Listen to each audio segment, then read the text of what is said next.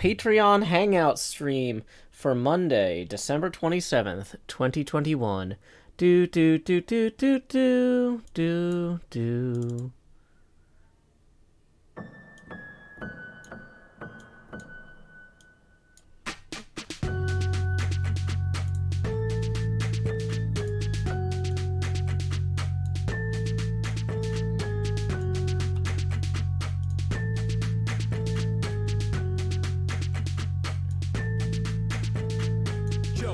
With a green glass screen, placing blocks per hand, it's the hills extreme. Have you ever seen a Yo's expand?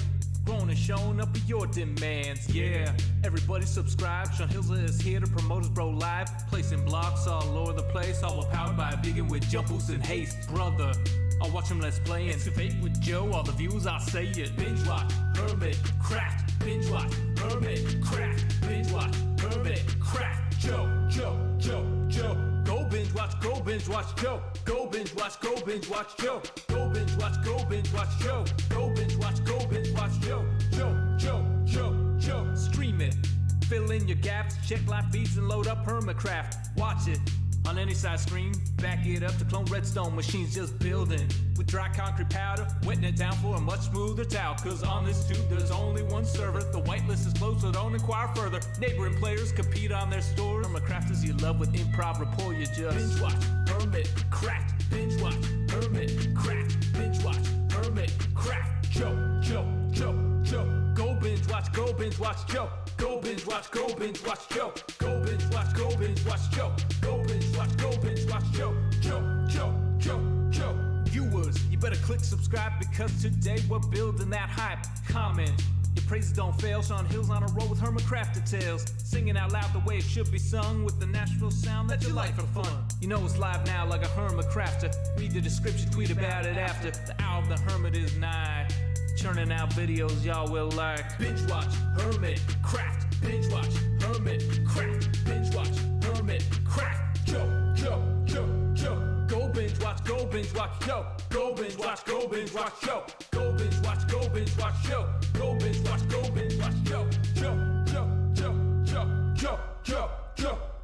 Binge watch, Hermitcraft. Binge watch, Hermitcraft. Binge watch, Hermitcraft. Joe. Go binge watch, Joe. Go binge watch, Joe. Go binge watch, Joe. Go binge watch, Joe.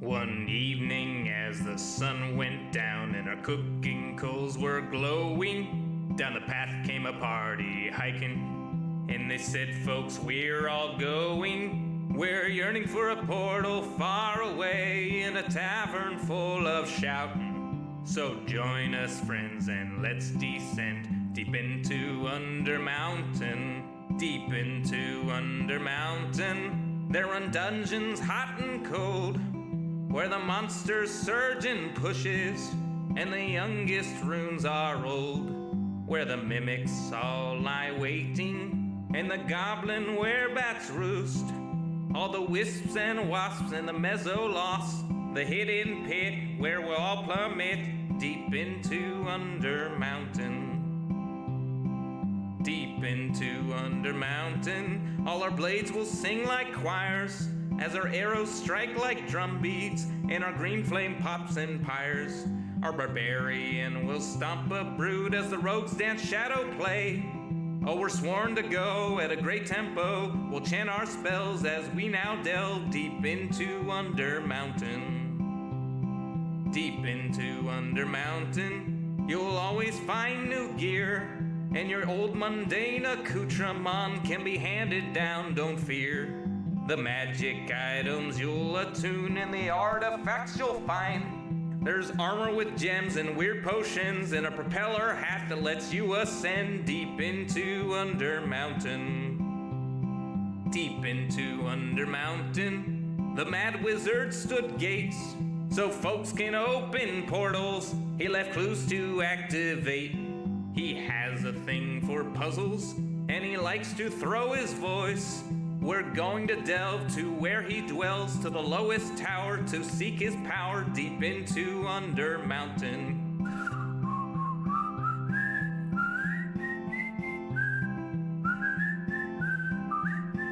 I'll see you there, the lowest lair, deep into Under Mountain.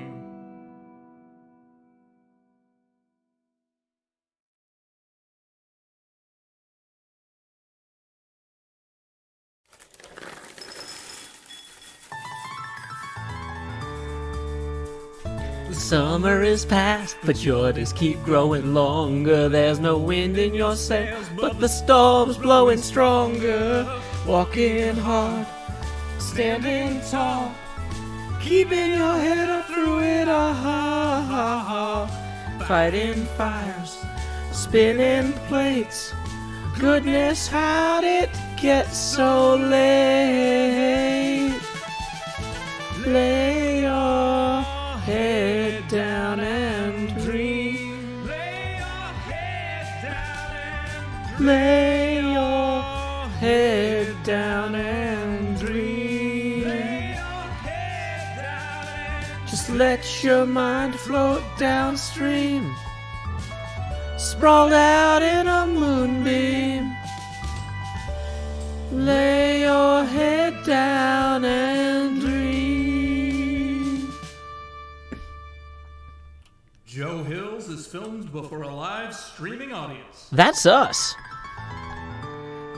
Howdy, y'all. Joe Hills here, recording as I always do in Nashville, Tennessee. Those of you who were here last night saw me start the world optimization process for the Season 4 world so we could revisit it in future brainstorming streams. That optimization took 12 hours. It took between when the stream ended last night and it concluded just now. So that is the same one indeed. But now we can fly through here and not have the world be, snapshots, or what do you call it, slideshow mode. So yeah, last night I wanted to visit some of the builds that we had on previous seasons of Hermitcraft to see which might be worth revisiting. This house, this farmhouse I put in Season 4 was one that I wanted to revisit. But then also over in the main area of the island. So on Season 4, well, I guess island, the continent. On Season 4, I was relatively close to the starter area. The hermits back then didn't always immediately know where their bases are going to be. This is the last season where we had kind of starter houses kind of near world spawn. And I think that that's something that I want to revisit in next season. Oh, this was False Symmetry's little pagoda. It's so cute. Oh, and this is the Christmas village from Season 4. Sorry, we're going to get to the Patreon Hangout stuff shortly. Patreon folks, if you're going to be joining us for that, if you go to the activity signups part of the Discord and go to December 27th, noon HC8 stream, you will see the server address and version 117.1. Because we're going to visit this Hermitcraft Season 8 world shortly.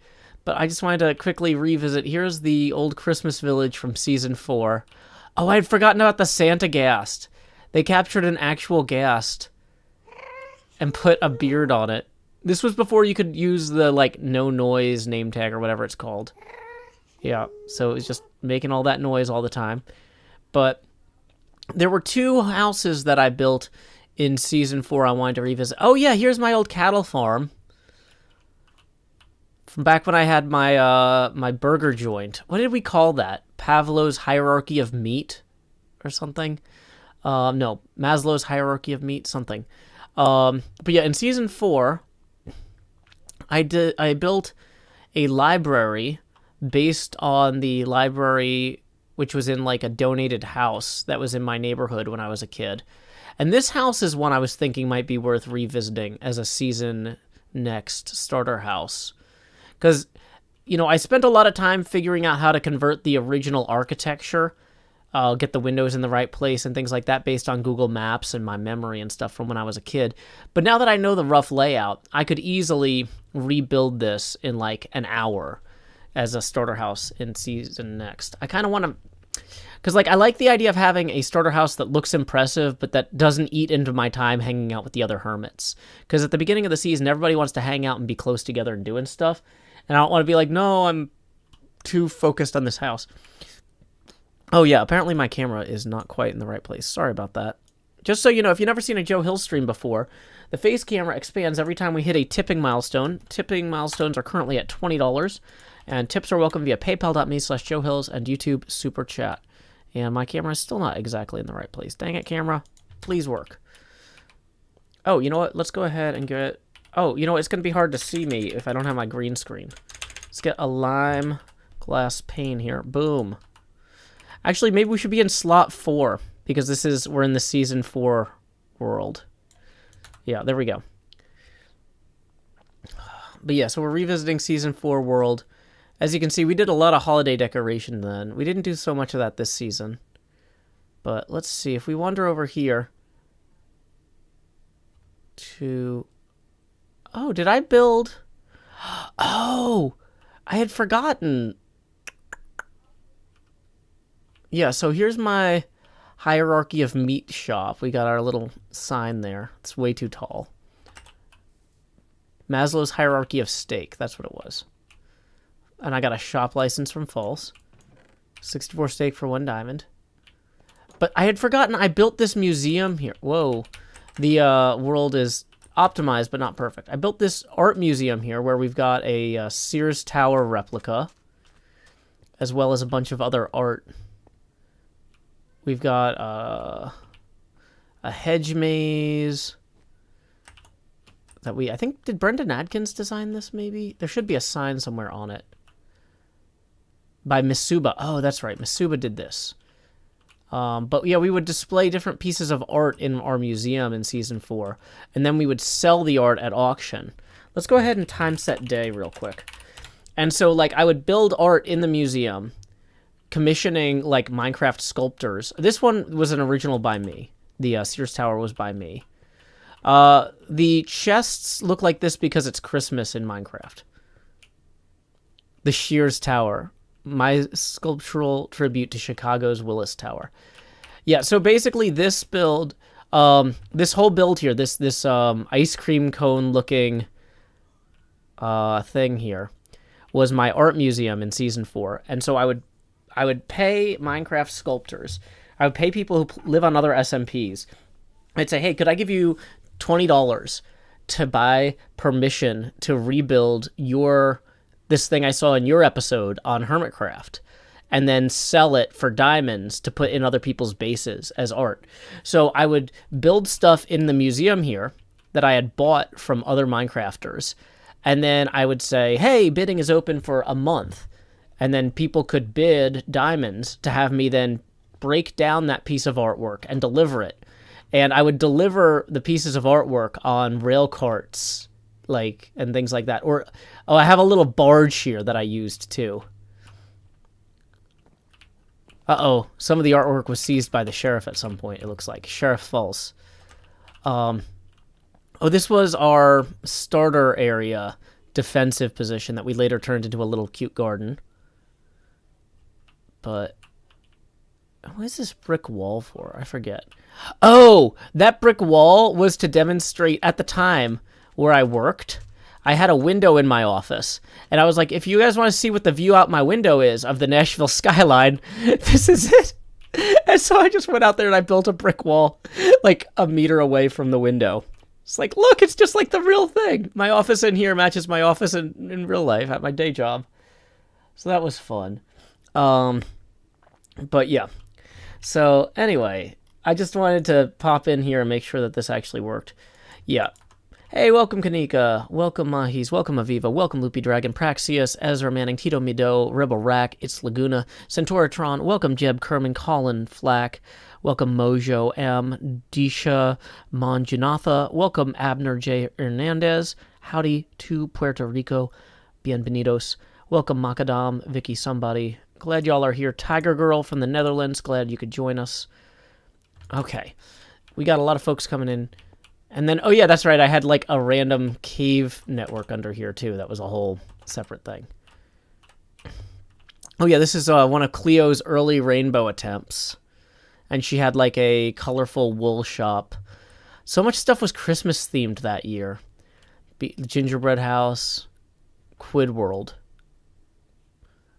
Yeah. So she had a little cloud here where you could buy all the colors of wool. And I like the way that the rainbow kind of fades out here. So anyway, that's enough of a trip down memory lane. Oh yeah, here's Asuma's base that season. Oh, and apparently it is melting. Womp womp. That's part of the lag. Okay, we'll worry about that later. Anyway, I need to actually switch versions of the game so that I can join my Patreon patrons for a tour of Hermitcraft Season 8 World Download. Let me go ahead and load that up. Okay. But yeah, so we're going to kind of do a Patreon hangout stream today. We got about a half hour of checking out the Hermitcraft Season 8 world. Then we're going to do server petitions, which is where I, like King David, sit on a throne and people ask me for stuff. And then an hour after that, we've got Manta Derail and Max... I guess I'm not sure whether to call him Maxi Demons or Maxwell's Demons or K Maxi Beber, but that will be our other guest judge.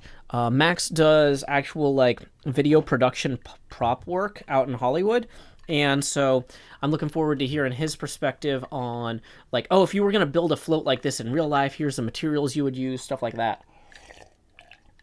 Manta Derail has been a longtime friend of the show. He's going to be coming on and playing some music as well. It's going to be a really fun time. Okay, so I'm going to temporarily like hide the Minecraft window so I can connect to the server. Assuming that this is working. Hey, it is. Okay, cool. And so Minecraft window, boop, back. Am I...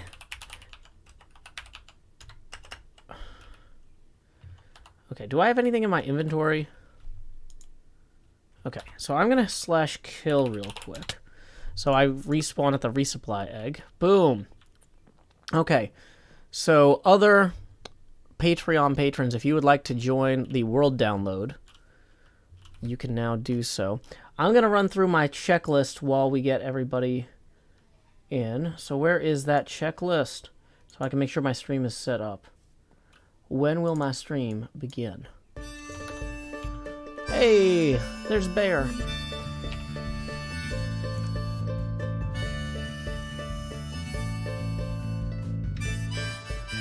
8:30 p.m. the usual streaming setup. Turn on the lights, make sure they're bright and gleam. Title, tweet, pour water, tank top, and chroma. OBS seems all set, so I click start the stream, and so I'll pause, fold in, and open VLC. I'll pick 2 songs before, lay your head down and dream. I'll say that's us to y'all, Joe Hills from Tennessee. Folks asking when will my stream begin?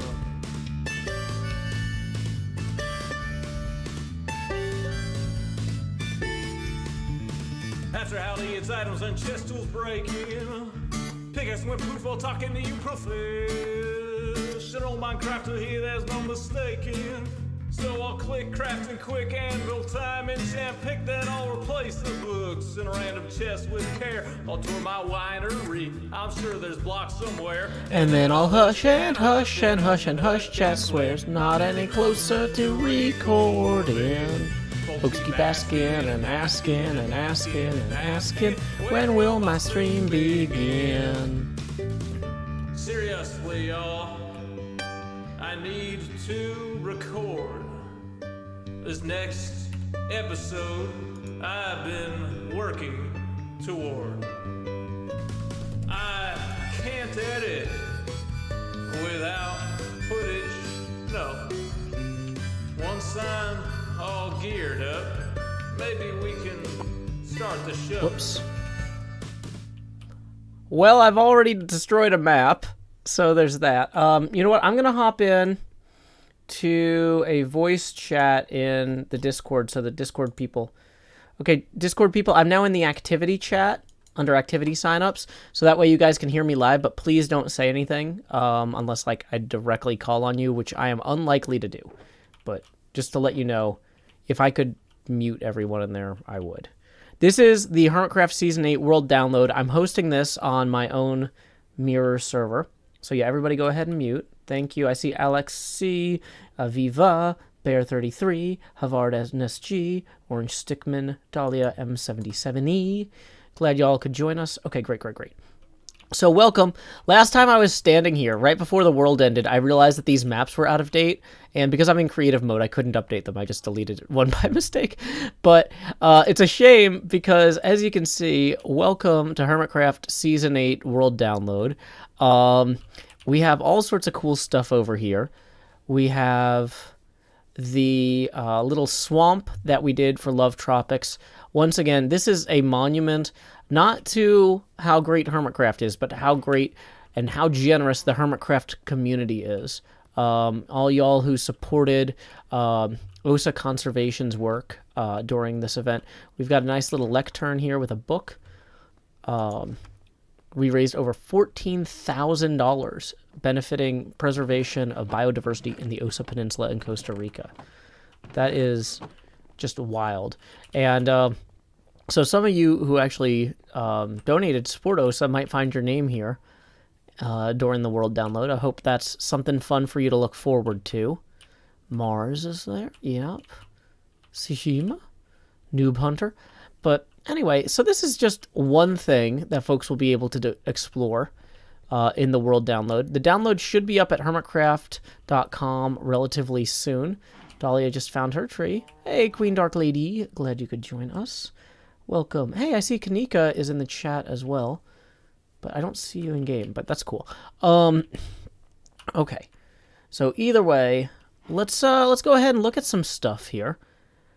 We have the opportunity to use the incredible Nether network to travel. Oh, yeah, I'd like to point out the reason these phantom heads are here, we tried to record that group thing like 15 times where everybody was standing in a circle and we kept getting attacked by phantoms because we wanted it to be dark and the moon to be out. And everybody's like, look, you just need to all take turns sleeping in the bed so the phantoms don't get you. And then somehow somebody always hadn't slept in a bed and the phantoms kept attacking, and it was just a nightmare. And I was like, y'all, everything in the world is blowing up right now. Can we just do a take where we let the phantoms attack us and be like, even the phantoms are going crazy. Oh no, the world is ending. And everybody's like, no, Joe. We cannot manage 2 threats at once. We don't have the ability to process that. And I'm like, you're killing me, Smalls. This was a very, very long session to record. So I'm having flashbacks just standing here in this circle. Hey, I'm Kanika. Welcome. Glad you could join us. So why don't we go ahead and head through the portal here? Or do you... Well, Kanika, you're welcome to look around. We were just about to head back this way through the portal. Oh, I'm in creative mode, so I go fast. Haha. Resupply spawn egg. Everybody's getting their achievements here. Good achievements, everybody. Good achievements. Okay. So, come on down this way here. This is the Hermitcraft Season 8 World Download. The Hermit's got a copy of it early for our own use. You know what? Let's go to the Octagon first, because that's pretty neat, and it's nearby. Welcome, Mr. Hardluck. Do-do-do. Do-do-do-do. Do-do-do. Do-do-do-do. Yeah, don't wax the portal. Wait. Where are we? I thought this was the Octagon.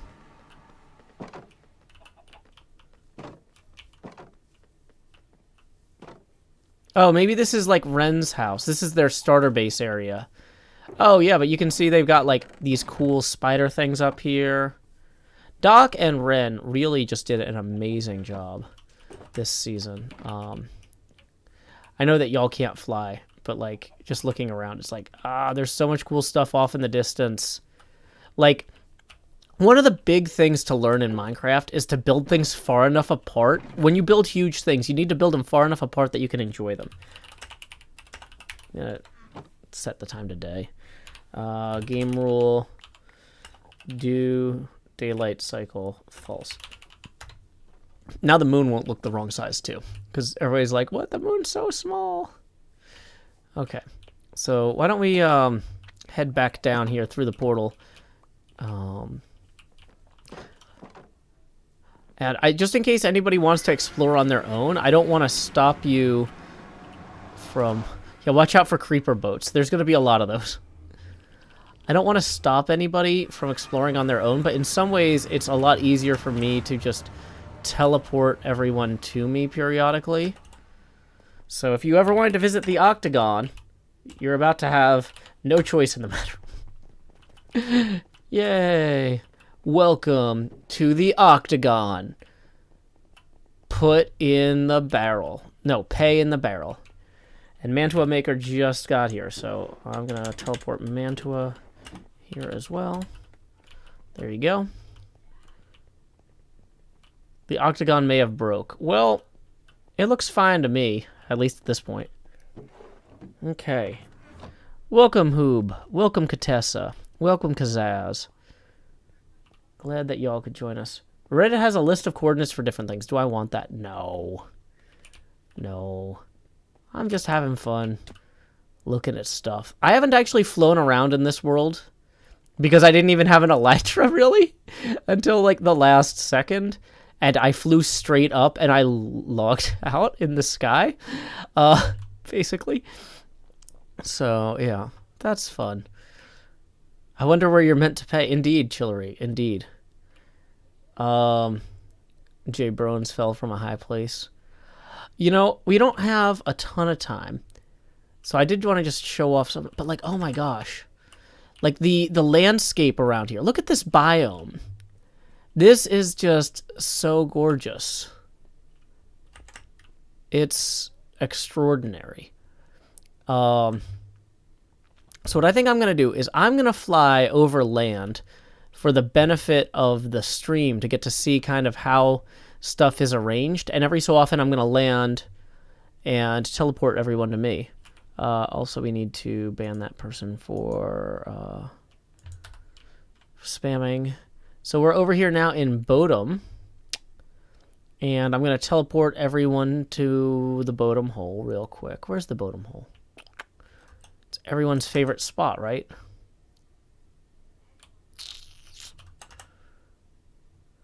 /TP at L.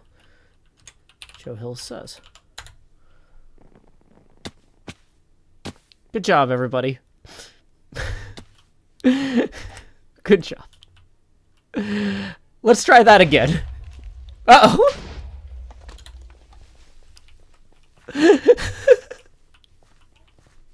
Was there creepers down there? I guess they must have been just down here somewhere, like just waiting. I actually have never been down here. I have no idea what's at the bottom of the bottom hole. Oh, there's a slime thing. That's cool. Oh, they're end crystals. Gotcha. Well, that's cool. But yeah, the bottom hole, I remember this thing. That's Mumbo's thing there. The Impulse SV factory is just shockingly excellent. There's always creepers in there, says Vicky Lynn. Good to know. Okay. Yeah. Everyone really stepped up their building game this season. Yeah. I do gotta say, I love the way this garage is set up with these roofs. Impulse just really nailed it. Because you want to have the heat and the fumes and stuff rise. And then go out the windows. This is just such a great thing. Chalari says, I found it hard to understand where things were in relation to each other when watching the Hermits because we're always editing travel out. Yeah, that's one of the things I tried to show in my streams. Whoa, I haven't been up here. Man, when did they do all this? I somehow missed this. Oh my gosh, this is fantastic here, whatever this thing is. It's like a giant robot? Peace, love, and plants. Oh, this must be Mumbo's. Oh, that's so cool. Oh, and here's Korean's little observatory. I saw that in his videos, but I never knew where it actually was. It's Mumbo's build. You can tell if you look at the back. Oh, okay. Gotcha. No, it's got a back. It says I did back too. Or I did back lol. Oh, whereas this one does not have a back. Very nice. Welcome, Shaco Lamb. But yeah, this is very cool. It's inspired by... Mumbo's was inspired by builds in the Philippines. Oh, that's cool. It's a shame this mountain is so not finished. Oh, this must be why they were having lighting issues. That explains a lot. Okay.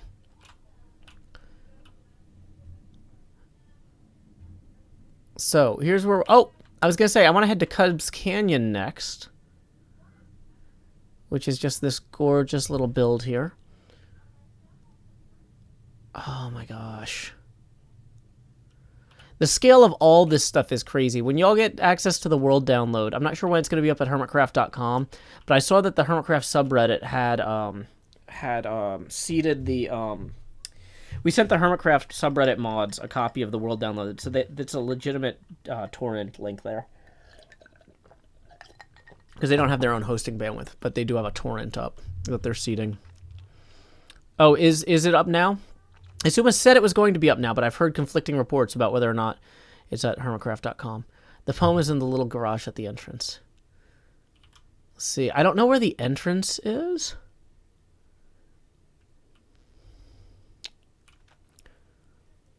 But, like, it's so gorgeous.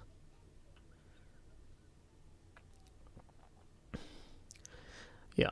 It's incredible we can get done in 6 months when we put our mind to it. Hey, Stellar Spider. Yep, the parade is going to be in 1 hour, 15 minutes. In about 15 minutes, we're going to head over for petitions. And then after that, we're going to do the parade build contest. So I'm gonna teleport everyone to here so you can enjoy Cubs Canyons for a minute. Like, custom biomes are always a fun thing to develop. They're very relaxing to create. And also, here, if I /give at a elytra, not Elder Guardian spawn egg, /give at a firework rocket, 512.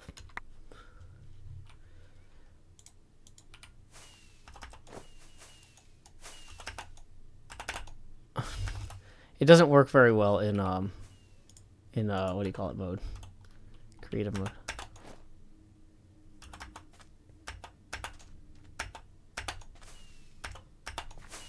There we go.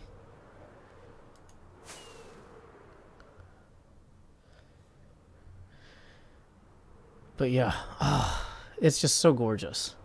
Oh, and then over here is Leaf Spleef.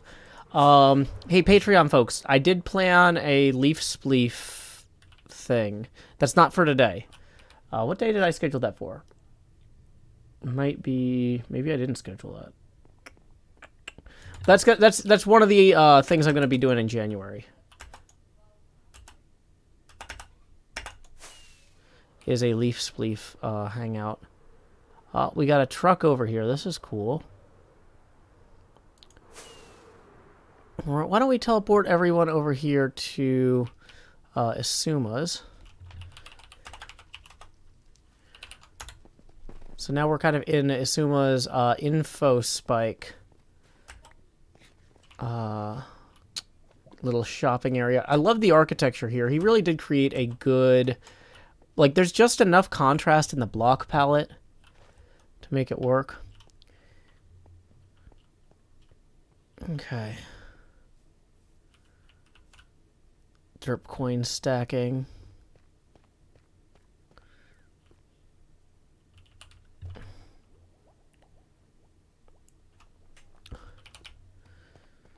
Okay.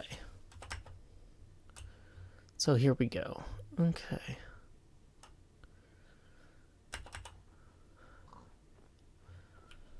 Let's see.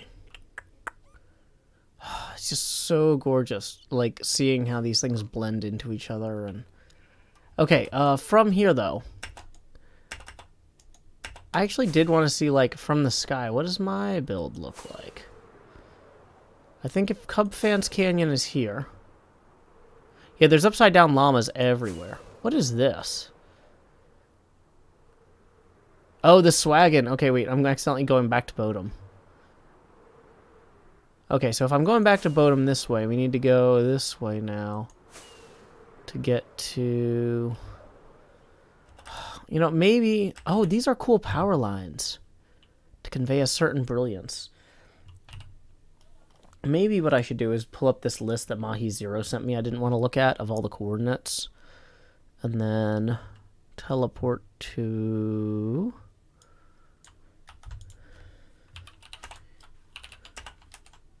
Nope, that's my tips welcome. Okay, so that didn't work.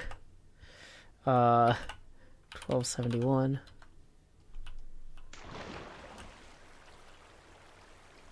Okay, so these coordinates are no good. I am inside some sort of farm.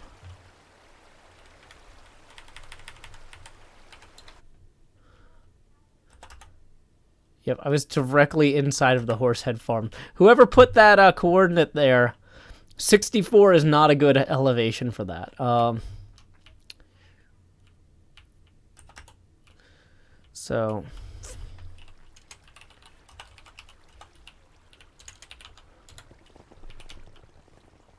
So here we are at Horsehead Farms. Where are the Horseheads? There they are. Those things are gigantic.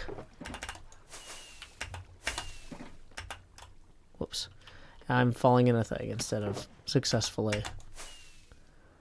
But yeah, look at how gigantic these Horseheads are. Way bigger than they have any right to be. Ow. But they're soft, at least. So soft. Okay. Is moon measurement possible with the tiny moon now? Well, I have the build height set, or not build height. I have a daylight set to only daylight, so. Is this an Among Us head? There's probably an Among Us head hidden somewhere here. Oh, that's my reminder. Petitions are in 10 minutes.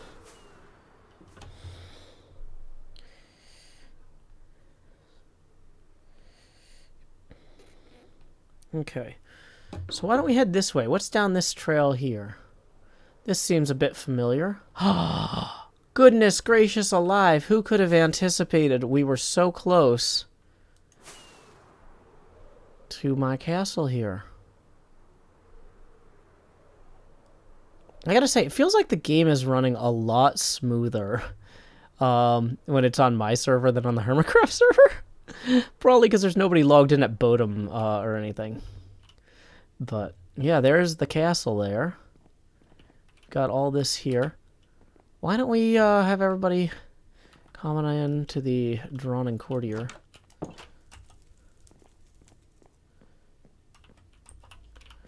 Look at you, you're all on stage. Welcome. See, this place is nice and cozy. I've been told repeatedly that, like, my building things at 1-to-1 scale is silly and that I should do it, like, twice as big so it feels better and bigger. But, like, I really like how, like, this place is supposed to feel cozy and cramped, right? So, I don't know. I like it. Then you can come out here, and if you like, you can see the outside. You can see the little boy with the bee. You can pose for your own pictures here with the bee loons.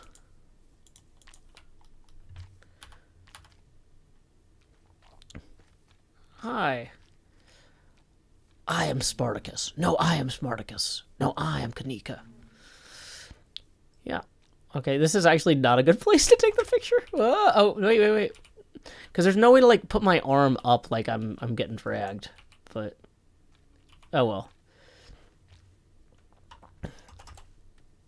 Okay, so. Yeah, so to get into the castle on foot, you gotta... Oh yeah, I forgot a lot of you guys have elytras now. But yeah, you gotta follow the path here. There is a horror movie that is filmed at this castle, and the scariest thing in the entire movie is the fact that they keep riding bicycles through this. Not when they're being chased or anything. They're just casually riding bicycles through this part of the castle at, like, various points between the scary parts. And I'm like, in the scary parts of the movie, I'm like, well, you know that, like, they're not going to get killed by, like, some prop monster or whatever. But, like, watching the actors on bikes going down this, I'm like, oh my god, they could die. Like, it is just terrifying to me watching people bike down that. It's a lot, you know? So yeah, that goes that way, and then this continues up this way. Captain Taco Face, we're going to talk about the Patreon SMP reset during the petitions tomorrow. Uh-oh. Kasikali fell from a high place. Apparently you've picked up a lot of iron somewhere. And a lot of elytras. Okay. But anyway, we are now here. The movie is called something like The Cure for Wellness. Or something. I forget. Okay. Let me mute myself real quick.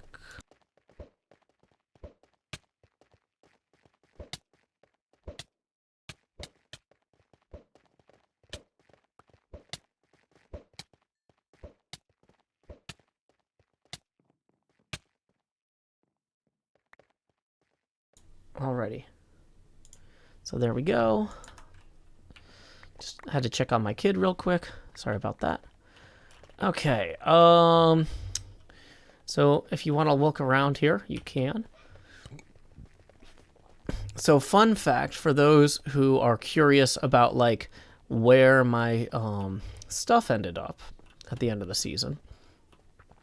I actually came down here and I set my armor and stuff in the gazebo. So /TP at a Joel says. So there you go. If you're like, where did all the netherite go? And the glass. Where's the green glass? And high tides. Yeah. So that'll be where you can find any of that stuff in the world download. The barrel here had a bunch of my stuff that was in my pockets as well. So, yeah, this is a nice little space to explore. Like, I really do hope that the folks who come through here enjoy this. Hey, welcome, Fifth Alice. Did you come in after the teleport? /TP Fifth Alice to me. Whoops, Joe Hill says, doo-doo-doo. There you go. Welcome, Fifth Alice. So yeah, this is the under the castle area here. But I'll let you guys explore that on your own. I'm going to be leaving this server up for the Patreons to visit, but also the world download is going to be publicly available on hermitcraft.com soon. I've also got the patrons only link in our Hermitcraft room with a separate mirrored version of this. Okay. So, here we go. Back up the hill. We've got about 4 minutes before petitions. Uh-oh. /weather. Clear.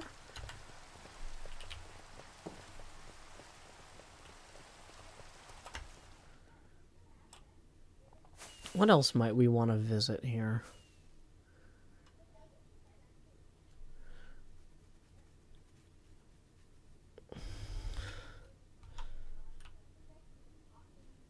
Can we go see the Doc and Ren Thunder Machine in action? I don't actually know how to turn that. Oh, wait. Does it just need a real thunderstorm? Oh, okay. Yeah, I guess we can do that. 1 second. I gotta do something for my kid.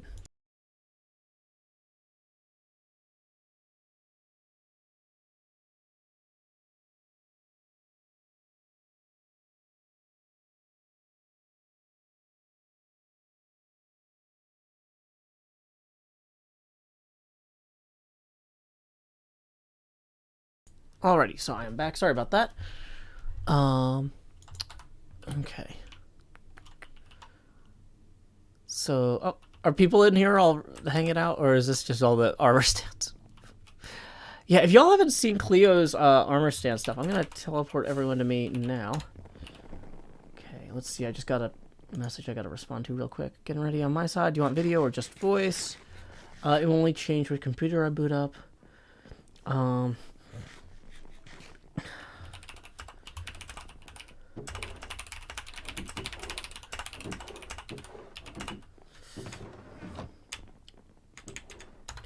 Okay, cool. Everybody's like, I wanna look at all the names. Orange Crush. Yeah, Cleo's armor stand work is just fantastic. So, okay, you guys can look around here at these while I try and find a way. Dang it, Queen Dark Lady! I put those away for a reason. Let me head over to Doc and Ren's Thunder Tower, and we'll try and turn that on real quick. He speared the lightning rod with the tridents that cause lightning. I think those only work during a rainstorm, though. I don't think that you can cause lightning at random, right? Okay. So I'm also coordinating with the judges because our parade float build contest starts in an hour after petitions. Oh, here's Jevons. Ooh, that's cool. He's got a little rocket thing here. Little slime booster rocket.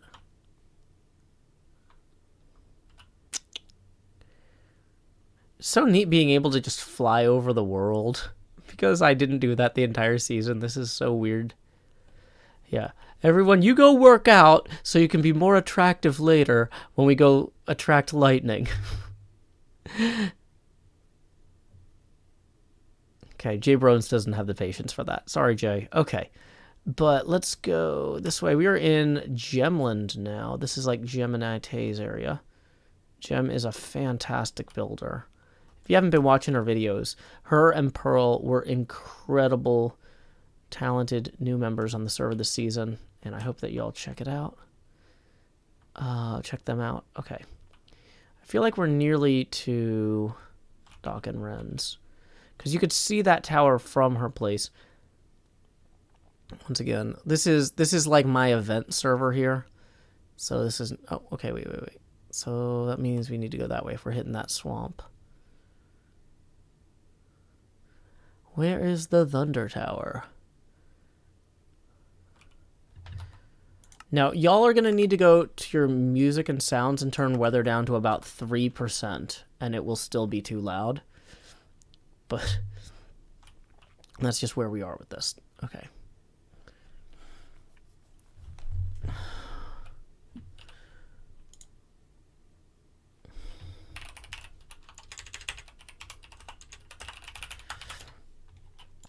Okay, come on, chunks.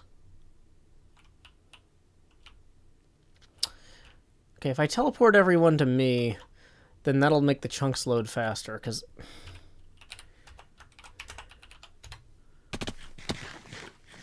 There we go.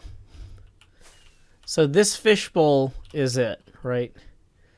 This is the Doc M fishbowl. So I think if I hit /weather thunder... Do you have to manually turn this thing on somehow?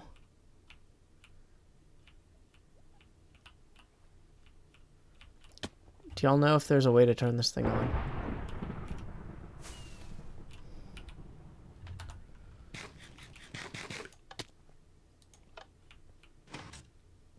Okay, so we need it to be open, right?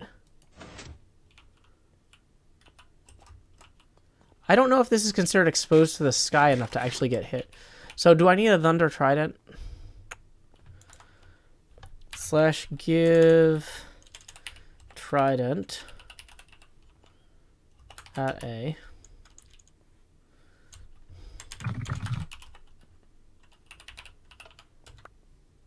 So everybody's got a Trident now. /give book. How do we probably don't have time to figure this out. Book.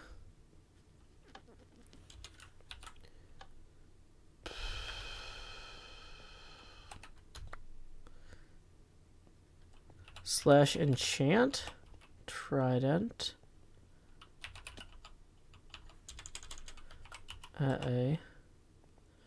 No, this is channeling. Yeah, okay. So everybody should have channeling now, or something. Did that work? Yay, okay.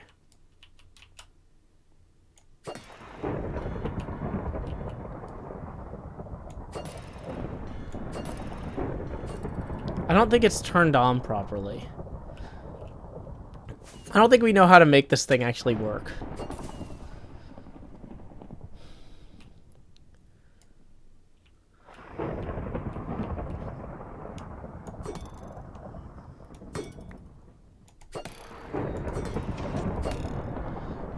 Yeah, I think that did they have some sort of dispensers that were auto-throwing the tridents and picking them up or something?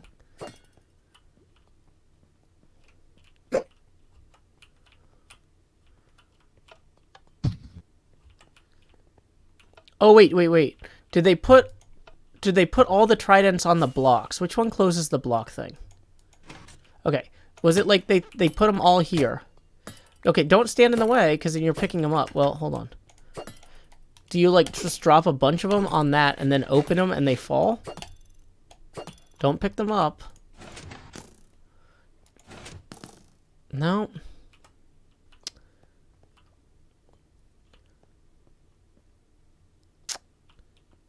Okay, you know what? Well, we're not going to solve this right now, and we have to do server petitions.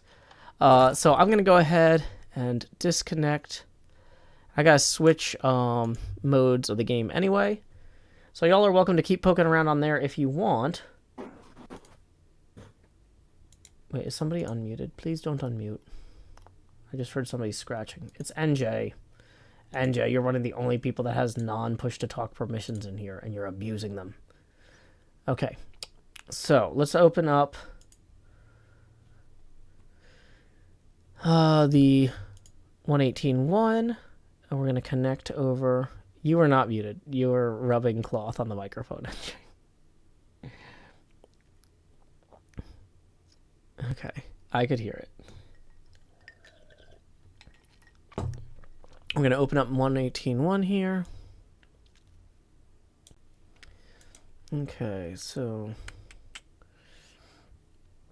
You were scratching your cheek. Yeah, I told you. Okay. Bum, bum, bum, bum. Okay.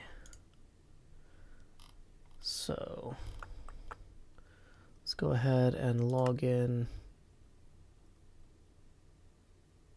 Proceed, I guess. Is it this one?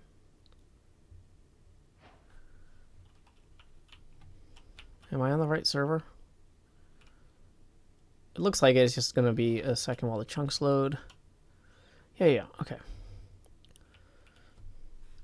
Hey, so is anybody here at the thing already, so I can teleport to them? Like, is Vin already here? Sometimes Vin is already there. Oh, Emerald Storm is there. Thank you. Okay. And... yeah, just in general, people, probably isn't a bad time to be offline if you don't want to be teleported.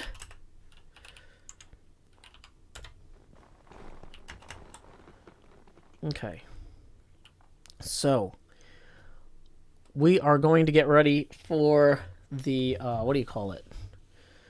Petitions. So if you've never seen a petition stream before, these are going to be kind of wild. Basically, people on the server come to me and ask me to use my godlike admin powers to solve their problems. This is my Patreon server. You can learn more. Or you can join $10 a month level or higher. You have patreon.com/JoeHills. But keep in mind, I got to manually send the invites, so you're not going to get invited during this session. Okay. So, let's go ahead and get started. This is my ziggurat here, which has been constructed for hearing petitions in the Sandersonian style of Warbreaker, which I always enjoy. Morgriana B writes, petition streams are hilarious. Thank you, Morgriana B. Okay. Here we go. It's time for me to drop below. NJ Coffee Junkie, you're up first. Bring your Thank best. you. Or perhaps your worst. Alrighty, NJ, what do you have to request today? Okay, I come to you as a proxy for Mahi Zero, Okay. and I have a book here which I will read to the crowd. Dramatically, My- don't just read it blandly. If you're like Mahi Zero request, then I will teleport you into the sea. That would be a deserving punishment. Mahi Zero, petition for bedrock removal. Mm-hmm. I would like the bedrock below the main beacon at my base removed, so that I may lower the beacon down to where the bedrock rock was, to create a bold type bottom of the giant hole entrance to my base. Are there coordinates in this so that you can read the rest of it at the location? I will finish. I'm getting to that. Well, no, bedrock- because if you're gonna keep reading, we it's should. on the next page. It's on the next page. You're killing Give me. me- Okay, it's I'm just gonna go literally look next for it. The bedrock needs removal between x negative 4359, y negative 54, z negative 1451, and x negative 4348. Okay, no. I just want to go to the location so we can see. What is the location we should go to? All right, so the first coordinate is x negative 4359, y negative 64, z negative 1451. Okay. So Oh, now you're giving me different coordinates, Mahis? What the heck? this is where Mahi said that everybody should go. Okay. It just told me something different. So Let's try again. I totally don't see a portal or what do you call it? A beacon here. Because he wrote the wrong coordinates in the book. Oh, you know Give me what? 1 second. I think I have the wrong coordinates too. He says negative Oh, there is a beacon here. 4352, 145, negative 1450. Sigh. Okay, so this looks like where we're talking about. What did I just threw the book. Hold on. That's fine. Okay. Okay, so if I go down here, I'm gonna find a bunch of bedrock. Is that it? Why is auto jump on? He But there's nothing down here. Mahis is talking to me in chat. He wrote, the bedrock needs to be removed between x minus 4359, y minus 64, z minus 1451, and x minus 4348, y minus 60, z negative 1460. Reading the numbers again doesn't help me understand to what point and purpose of any of this. Like, I'm not sure. Like, it seems like there's nothing under the bedrock. Why remove it? Because I hadn't finished reading the pages yet. Okay. He wrote, I included a command on the next page that should replace bedrock with stone. You can teleport people to minus 4352, 145, minus 1450, which is where we were before, to see the area. And he gave the command on the next page. Okay. I will put in the event. I can put it in the live event chat for you. I don't understand. Yeah. Okay. But what is the problem with the bedrock? He would like it removed Yeah, so okay. that he can. I want to his lower- beacon. Hi, Joe. Hi. So I can't be in game, but I can definitely be in Discord. I want Okay. to lower the beacon down to create a lower floor for the hole. That's all. But bedrock's in the way. And how does this benefit people? It's gonna look nicer for the entrance to my base. It benefits me. Doesn't really benefit anyone else unless they're visiting my base. I mean, it doesn't look bad now.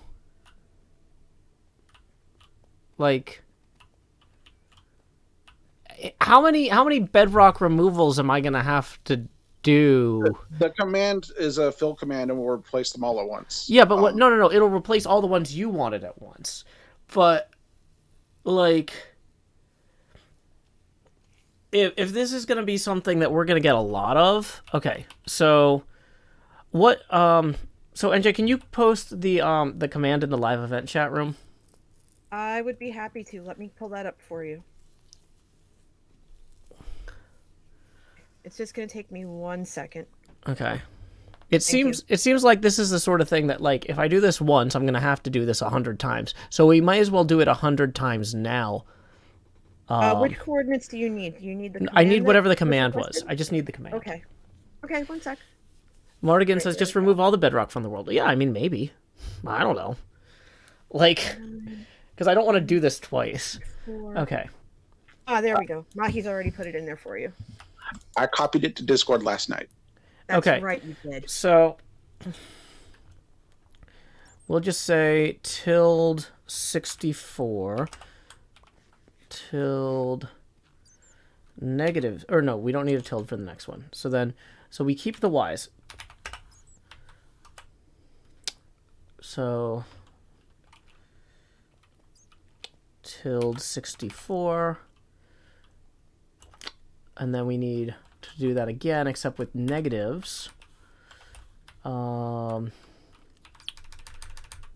then this one should be 60. Replace stone where there's bedrock. So that should just replace like a big old chunk in here. Too many blocks in the specified area. So we're going to make that a smaller area. We're going to do 24s instead of 64s.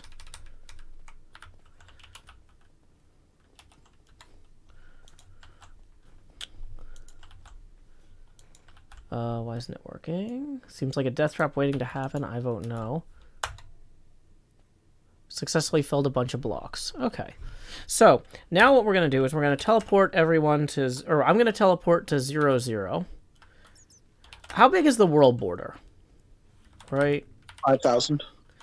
I thought you made it 10,000? I don't know. Okay, so there's a scatter command. What's the scatter command? Like where it teleports everybody wildly? You're asking the wrong person. I don't know. Yeah, because I think that there's a way to teleport everyone randomly to a different point on the server and then have this occur, have this fill command circle around everyone. Right? Or maybe not. Am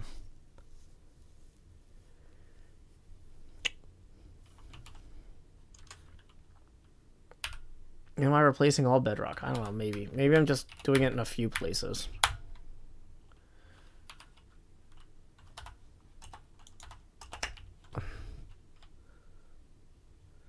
I thought that there was a way to make it happen everywhere that people were.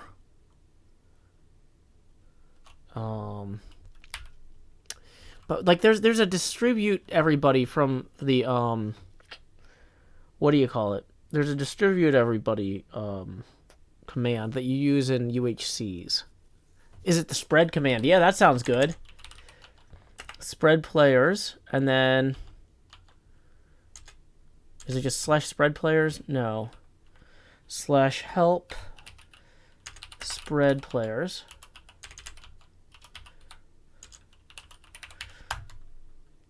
Spread distance max range. Okay, so spread players tilde tilde. So spread distance 2,000, max range 5,000. Incomplete. What are we missing? Respect teams are under.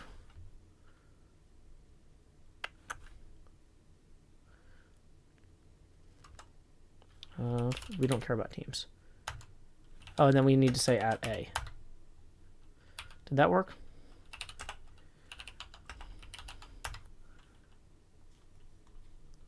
Maybe.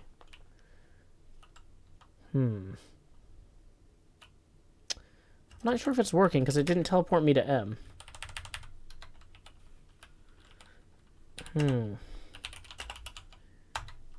It's not teleporting me.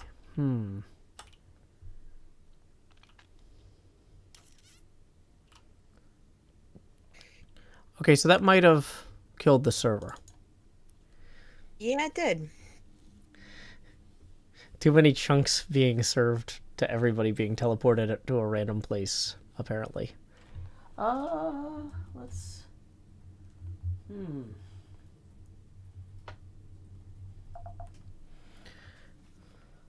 So let's see. SSH. Ba ba ba ba ba at ba ba ba ba ba ba. JoeHills.net.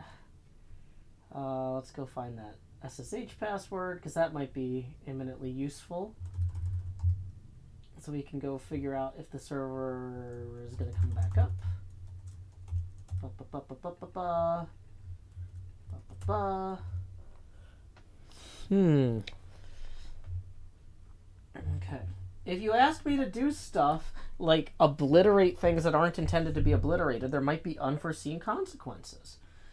That's just part of this. Okay, screen-R. Okay, it looks like crash report has been sent to Mojang. Server should be back up now according to the thing. Okay.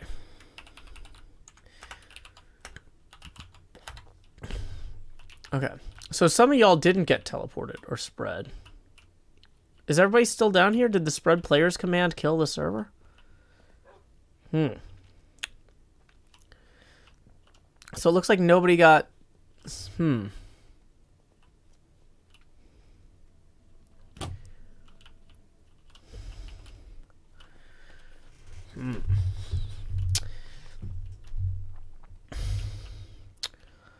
Okay.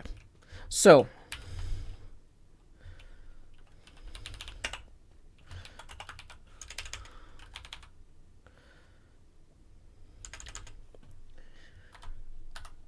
So we need to move all that bedrock somewhere else. So let's head to the surface.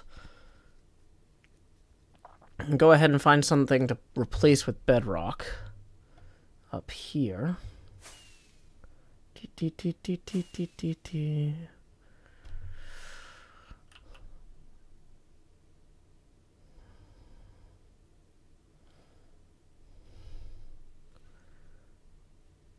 Okay. Okay. /fill ~24. Let's go with 20 ~20 ~20 ~-20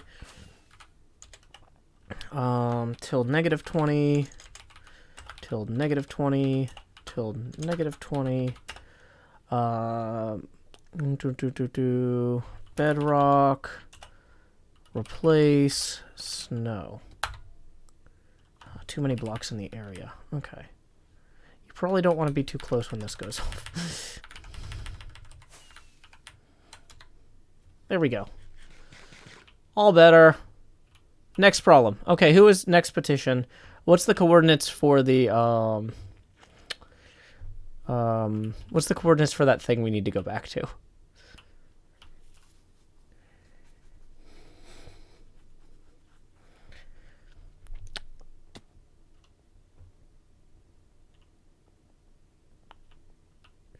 Melora says at least it's spawn proof. So there we go. We have lifted the bedrock up. You can always cover it with snow if you want.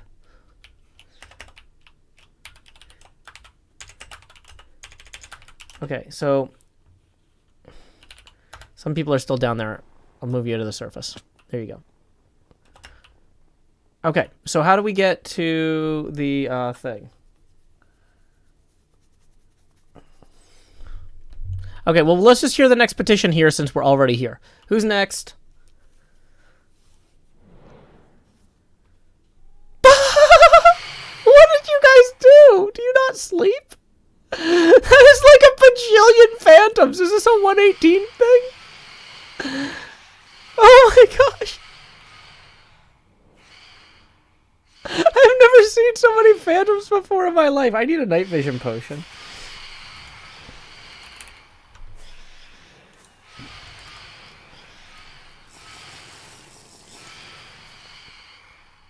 Yeah, somebody didn't sleep. Also, let's adjust my sounds down a little. 2 to 5 per player, apparently. Oops, all phantoms. Okay. Hey, we just got a tip rolling in via PayPal from Spencer, who says, Joe, I can't see you. Well, thank you very much, Spencer, for that 20. That's going to go ahead and get us our first face camera expansion of the afternoon. So here we go. It's time to expand Joe. Do. Howdy, y'all. Grow Hills here, expanding as I always do in Nashville, Tennessee. Dee-da-dee-da-dee. Dee-da-dee-da-dee. Okay. So...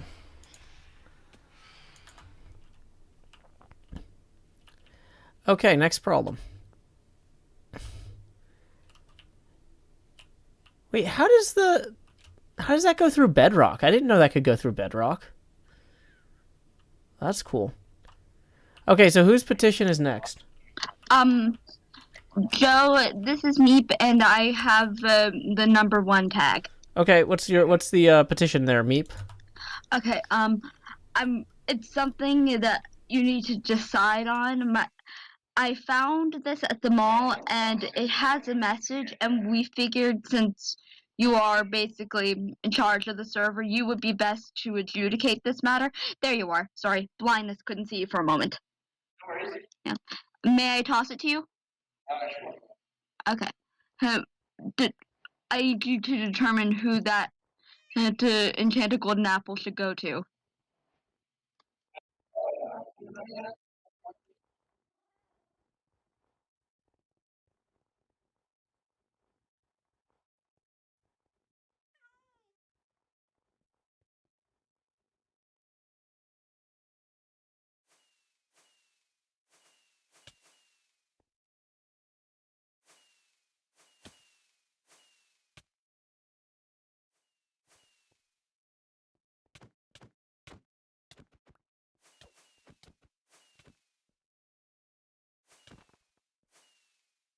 Oh, dang it. Right. My audio wasn't coming out on Twitch. Okay. Sorry about that. I was just saying that I was just going to throw it up here and let people determine for themselves who was the fairest. Okay, that makes sense. Next problem. Alrighty. Who is up next?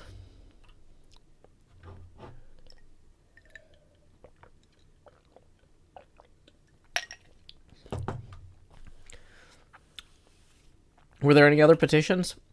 I am up next. And who's speaking? Dahlia. Welcome, Dahlia. Where are you? I need to... Oh, I see. I'm down here. What is your petition, Dahlia? So, this is less of a petition and more of a challenge. I challenge you to a duel. There are crossbows in the shulker. Pick whichever one you want. I take this one that says leave a note for your next of kin.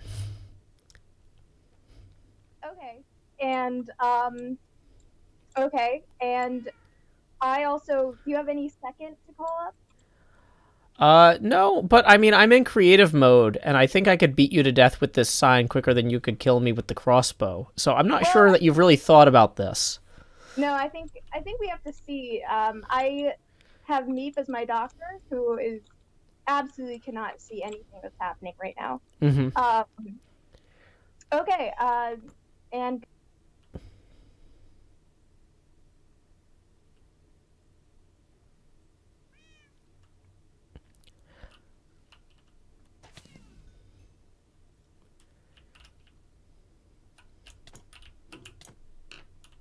ta-da!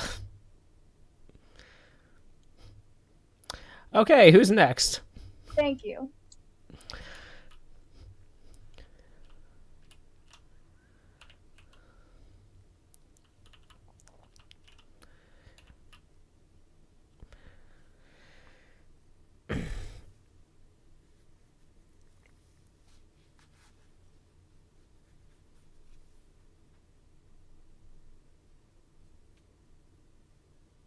Okay, so let's teleport everyone to M.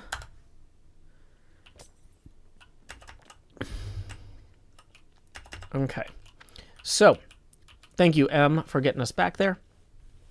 Next question. So if nobody has any petition, does anybody else have any petitions, I guess?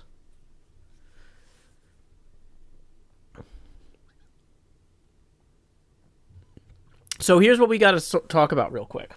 So normally, what we would do is we would restart the Patreon SMP server whenever the Hermitcraft server restarts. However, and we would also have the same seed as the Hermitcraft SMP. There is a high probability I won't know the seed of the new Hermitcraft server for possibly months, if not a year after it starts. So, what I'm going to propose is that we will postpone resetting this server until we know what the Hermitcraft seed is. Because otherwise I can just reset it to a random seed, but then if we set it to a random seed and then I find out the seed 3 months later, y'all might be like, well, I don't want to reset again.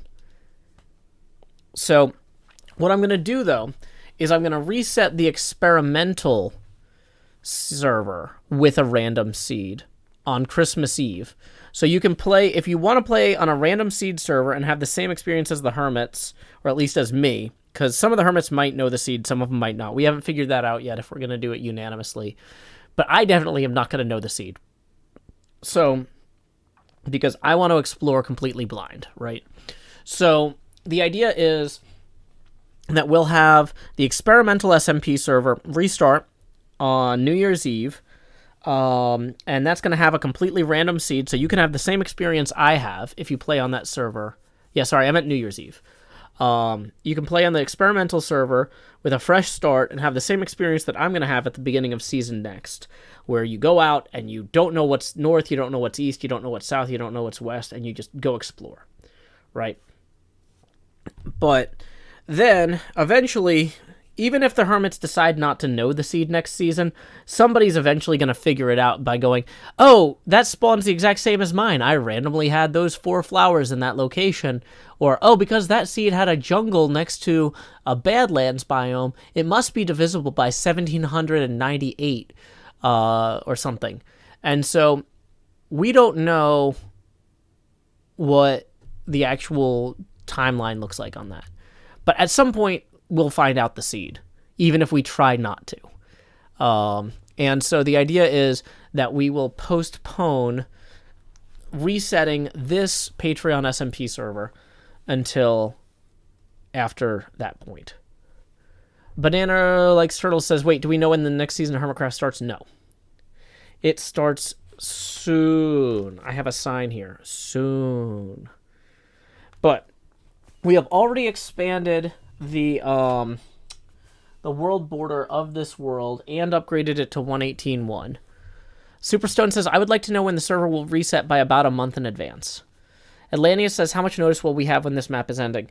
That's a good question. How much... That's the sort of thing that we're here to talk about today. Is, like, should it be as soon as we find out the seed this map resets? Probably not. That's too abrupt for a lot of people. Should it be a whole month after? That might be a 2 month or too long. Okay, so people are saying at least until all parades are done. Well, that would definitely push it until April. So here's the plan for the parades: is if we did reset before the final parade in April, we would just load up Babalar, which is that host city for the April parade for Earth Day. We would just load up the Earth Day parade on the Snapshot server and do it as a creative mode build contest. But Michael Sock says, I would say 2 weeks at most. Let's go ahead. I'm going to put this to a vote via emoticon in the S8.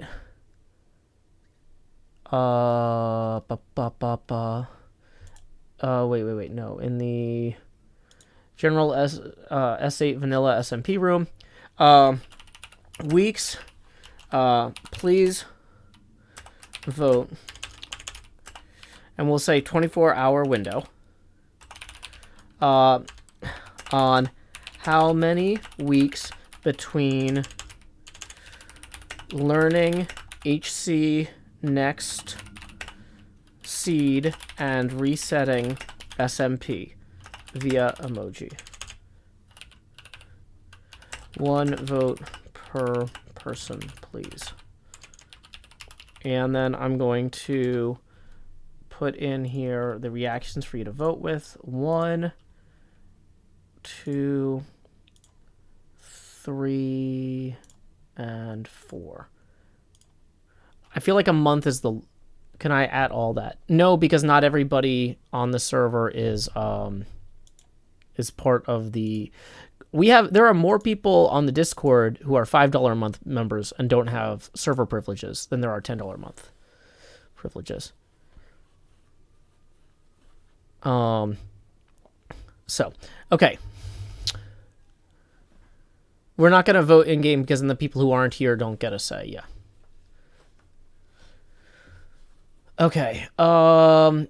Fifth Alice says, I have a question for the next server. What's your question, Fifth Alice? Madeline Sock says, is there an option for those of us who don't care? Just accept whatever the results are. You don't have to vote. But, I mean, you know what? I'll put in, what's an apathy reaction? I'll put in...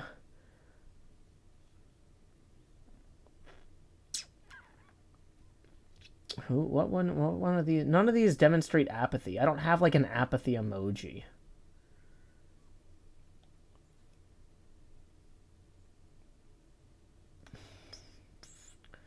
You could do the protest teapot if you don't care, I guess.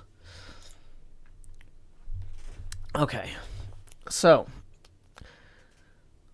Corinne hates protest teapots. She thinks they're boring. She's like, that's not a good protest or a good teapot.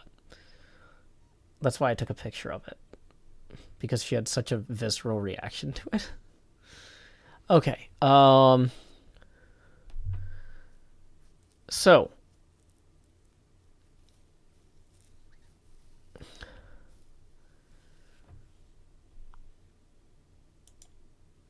Next, what was the question from Fifth Alice? After the reset, do we get the same experience as the Hermits? Or are we going to get some data packs? Not current. That is not the plan at present. We're not currently accepting, or I'm not currently accepting petitions for season next server reset, like, changes.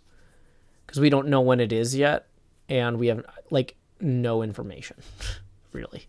So that would be more likely to be the sort of thing that you would get on the experimental server. If that's something if there's weird stuff you want to see, it'd be better probably if you played on the experimental server and requested it there.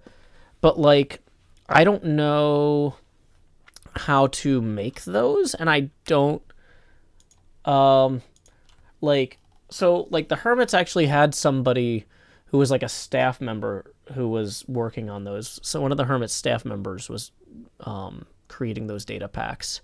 And I think it was a lot of work. Like, there's a reason none of us did it ourselves. Oh, no, the vanilla tweaks are for the experimental server. That's one of the things that makes the difference between the experimental server and the vanilla server.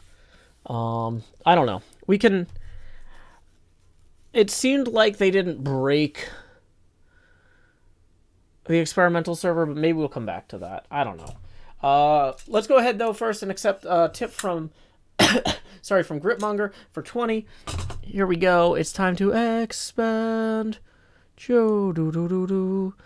I mean, part of the point of the vanilla server is... Or, sorry, of the experimental server is to figure out if stuff could possibly work on the vanilla server. But...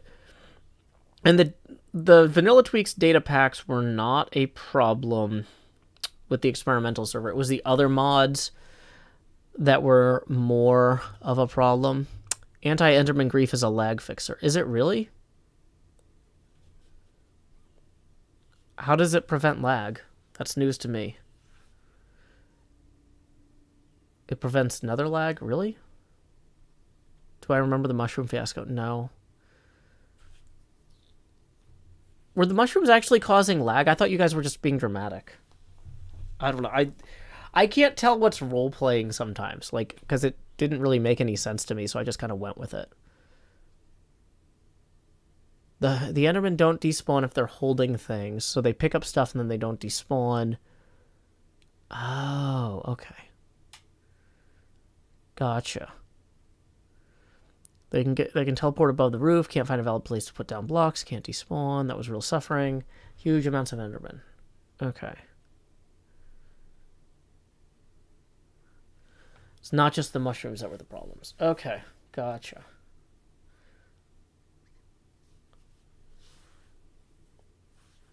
We'll consider that. What we'll probably do is here let's talk about this real quick. Here's a proposed structure for this. Once we know the seed and we start the timer for the reset, right? So it looks like we have a 24-hour... Okay, so people still have the rest of the day to vote on the delay that they'd like for the Hermitcraft next seed resetting the SMP. Right now, it looks like it's either 2 or 3 weeks, right? So we're going to have, like, let's say we have a 2 or 3 week window. The day that we find out the seed and we start that timer, I'll go ahead and schedule some sort of petitions thing where people can request server configuration things. Like, we can argue about the world border size. We can argue about vanilla tweaks. We can argue about bed ratios, like bed percentages. Things like fire tick. Fire tick's definitely going to be off for server performance reasons. Does that sound reasonable? Because here's the thing is, y'all don't necessarily know what world server properties we're going to have set in Hermitcraft season next yet, because we don't know that. And so if we try to talk about that now, it's going to be unproductive, because you might see something like, what if next season we say we're going to start with a world border of 100, and it's going to get bigger every day by 100 blocks. And then y'all are like, well, we already voted on the world border being 5,000. But now we want this. And I'm like, oh my god, why did we argue about that if we were going to change it, right? You know. So, I don't, and also just as disclaimer, that is not something I think we're going to do. I don't think we would do a 100 block world border on Hermitcraft. But, yeah, like, I just don't want to spend a bunch of time arguing about something that might be a moot point. So we will defer all arguments about server properties until we have the seed. Alrighty. So, okay. I think that if nobody has any other petitions, I need to go get on the phone with our musical guest judge, Manta DeRay, and our guest judge, Maxwell's Demons, about the build contest in about 5 minutes. So, let's talk about the build contest. I hope that a lot of y'all are getting ready for the, I'm going to say teleportation over. Well, I'm not going to be teleporting anyone anywhere at this point or doing any more server commands. So if y'all need to go start getting stuff ready for the build parade build contest, if you need to go to your bases and go get things to carry over there, now is a good time to go do it. I do need to know, where is the build contest coordinate-wise? I have it written down somewhere, but I've got like 15 Discord things open. And the road is at my base, says Stellar Spider. You know what, so I'm just going to keep teleporting myself to Stellar Spider. Happy New Year. Oh, here we go. Wow, you were already there. Woo. Okay, so this is where the Happy New Year Parade Float build contest is going to be. Over here. Ooh, looking pretty nice. I like the Rubik's Cube. We got plenty of places for people to build their floats. I'm only teleporting myself, not everyone else, because everyone else needs to go to their bases to get the stuff that they're going to need for the build contest, right? So if you're competing in the build contest, you probably have blocks to go get. Okay, so I need to do a few things to get set up, talking to our judges and things like that. So I'm going to go ahead and put some music on that I wrote, performed by my brother Sean Hills. And then I will be back in about 10-15 minutes. Animate Barrel says, I had to Google what protest teapots are. They're teapots with protest messages on them. My daughter wanted to watch a documentary about the American Revolution because she loved Hamilton so much. And they got into this like big talk about tax laws and protest teapots. And she was just like, I don't want to learn about tax laws and protest teapots. I want to learn about the American Revolution. And I'm like, this is the American Revolution. Deal with it. Like, she's like, no, this is nonsense. She was not happy. But okay, so yeah, I'm going to go ahead and put on some music I wrote. We're going to have live music featuring Manta DeRay once the build contest actually starts. But I need to go ahead and mute myself and hop on a call with Manta and Max and get all that sorted. So I will see y'all in a minute. So let's see, I'm going to disconnect from, or I'm going to deafen over here and mute over there. And we're going to put on a few things. Let's see what songs. You know what we never play is what's left of Sam McGee. That's 8.5 minutes. And then we'll put on Hit the Merch Store. Whoops. Boom. Be right back. There are strange things done in the midnight sun by the men who moil for gold. The Arctic trails have the secret sails that would make your blood run cold. The northern lights have seen strange sights, but the strangest they ever did see was that night on the marge of Lake Labart. I cremated Sam McGee. Now Sam McGee was from Tennessee, where the cotton blooms and blows, while he left his home in the south to roam round the pole God only knows. He was always cold, but the land of gold seemed to hold him like a spell, though he'd often say in his homely way that he'd sooner live in hell.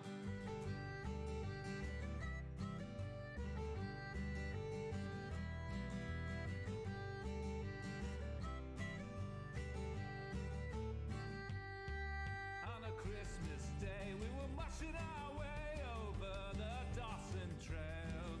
Talk of your cold through the Parker's fold, it stabbed like a driven nail. If our eyes we'd close and the lashes froze till sometimes we couldn't see. It wasn't much fun, but the only one to whimper was Sam McGee. And that very night as we lay packed tight in our robes beneath the snow, and our dogs were fed and the stars o'erhead were dancing heel and toe, he turned to me and cat says he, I'll cash in this trip I guess. And if I do, I'm asking that you won't refuse my last request.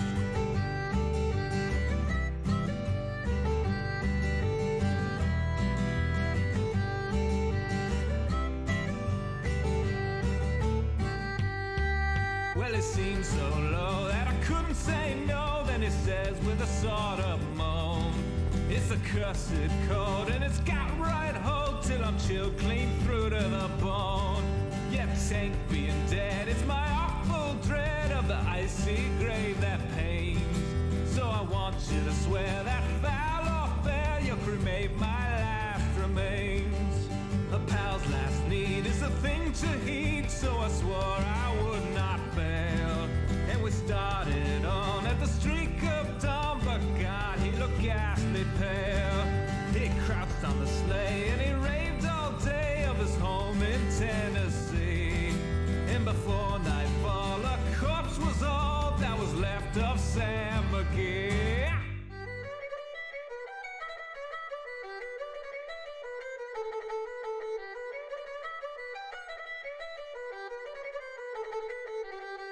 Hey!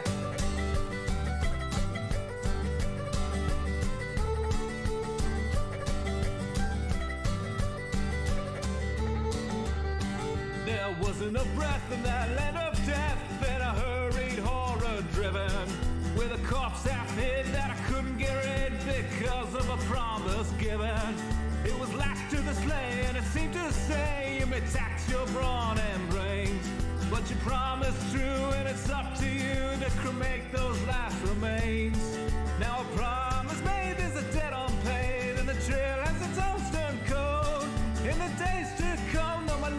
dumb. In my heart, how I curse that load.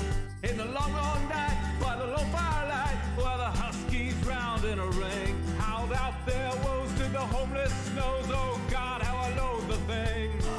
And every day that quiet clay seemed to heavy and heavier grow. And on I went, though the dogs were spent and the grub was getting low. The trail was bad and I felt half mad, but I swore I would not give in. And I'd often sing to the hateful thing, and I hearkened with a grin.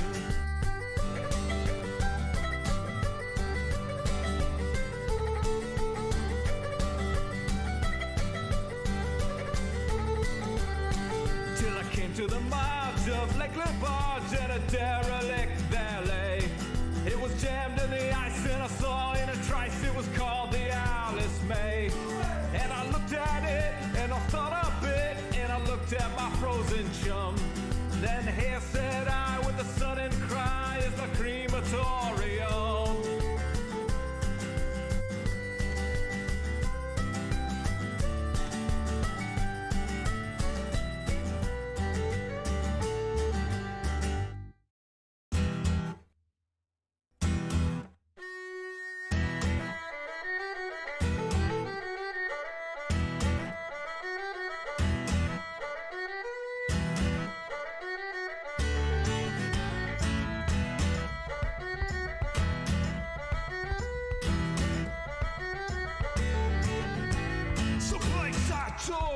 From the cabin floor, and I lit the boiler fire.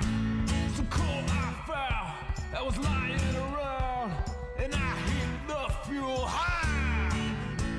The flame just soared, and the furnace roared.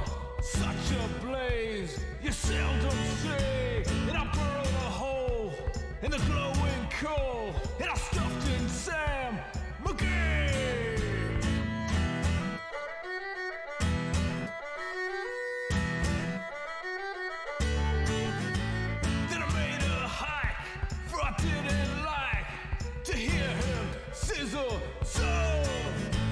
And the heavens scowled, and the huskies howled, and the wind began to blow. It was icy cold, but the hot sweat rolled down my cheeks, and I don't know why. And the greasy smoke in an inky cloak went streaking down the sky.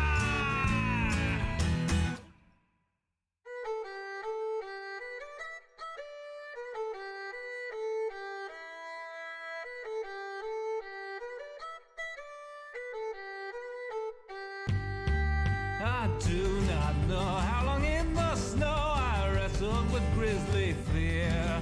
But the stars came out and they danced about. Here again I ventured near.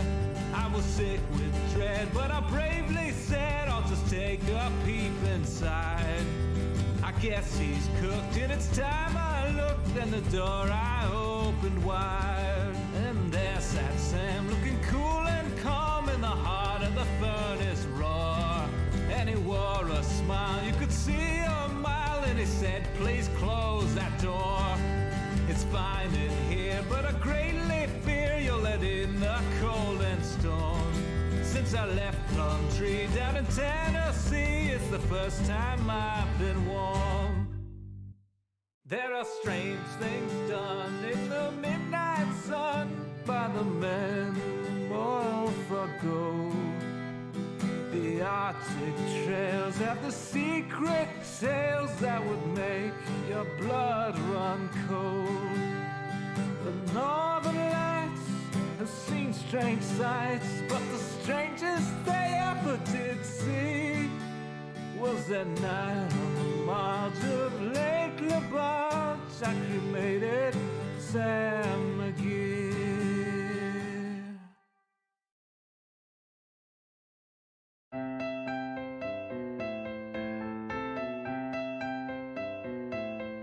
It's absurdity in RPG font. I got brahies behind creased cardboard, but you don't pull up chairs for humor, do you?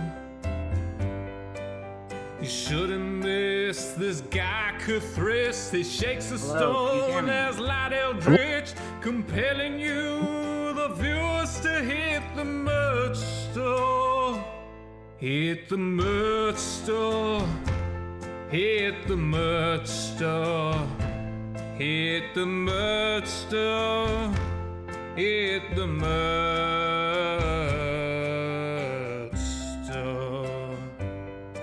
Walnut's Grove is gone, which sucks for a druid. Plus mail is strong, but nuts wise into it. Sigils on the cave wall stabbed like daggers. She took wolf form and she howled aloud. She bit at Cthulhu and she snapped her snout. And by her instincts led you to the merch store. Hit the merch store. Hit the merch store. Hit the merch store. Hit the merch store. Rosie, she's shopped there before. All her grandkids get gifts from this store. Little halflings with their kingpins playing footloose. I've seen them picnic beneath the stars, wearing their bright dark magic scarves. It's a one-stop shop for birthdays at the merch store. Hit the merch store. Hit the merch store. Hit the merch store. Hit the merch store. Denard's a paladin, dragonborn, who treats everybody else with scorn. But you know that they all deserve it, don't you?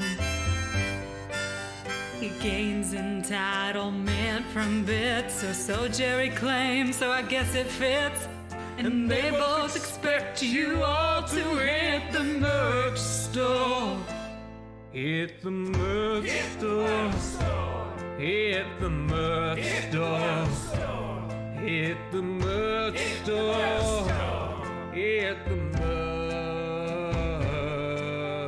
store. Maybe there are gods beyond whose tendrils shift their waking pawns, but Jerry kinda seems like he has got this. Except the times when the phones light up and ideas arise, then outright erupt, and Jerry's gone, volcanic cursed Rothfuss. What now, Rothfuss? Come on, Rothfuss. Ignore Rothfuss. Gosh darn Rothfuss. Dang it, Rothfuss. My game, Rothfuss. Go home, Rothfuss. Shut up, Rothfuss. Flippin' Rothfuss. Let's not do this. Hit the merch store. Hit the merch store.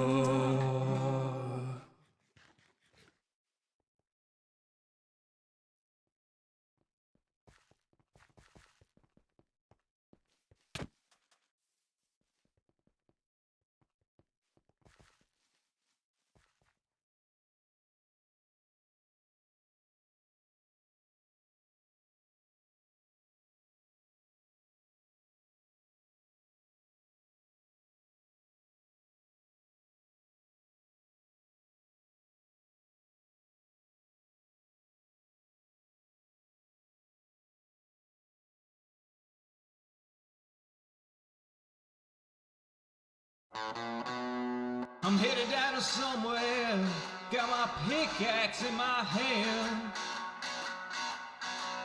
Yes, I'm headed down to somewhere, got my pickaxe in my hand. I'm headed down to somewhere, God knows where I am.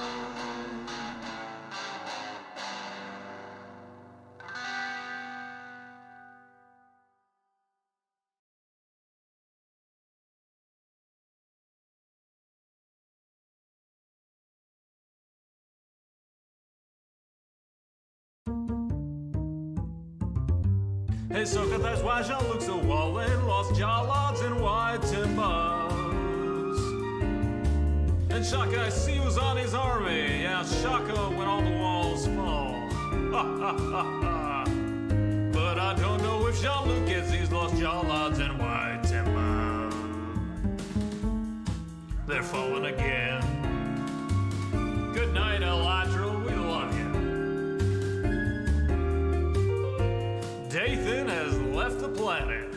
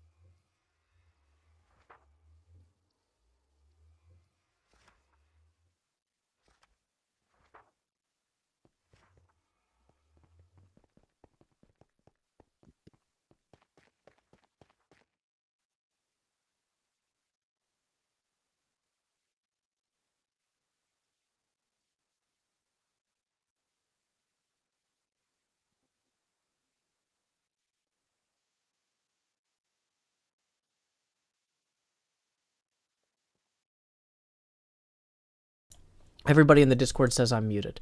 Or Twitch says I'm muted. Dang it. Okay. We're going to go back. We're going to try that again. Luckily, I started a minute early. So, you know, that lost minute, it's fine. Okay. Happy New Year. Howdy, y'all. Joe Hills here, recording as I always do in Nashville, Tennessee. And today on my Patreon SMP server, Sunflower, and Stellar in particular, is hosting a fantastic little New Year's Parade float build contest in the spirit of the traditional New Year's Parade celebrated out there in California called the Rose Parade. We have two incredible guest judges joining us today. Longtime fan, or not fan, friend of the show. I don't know, Manta. Maybe you enjoy the show enough to call yourself a fan, but that's not my place to say. But Manta DeRay is returning once again to be our musical guest. You want to say howdy, Manta? Hey, how are you doing? I am doing well. I want to get some levels for you here. So if you don't mind going ahead and just giving us a few licks on that ukulele there, or your guitar, whatever you're playing, so I can see if it's coming through. Sure.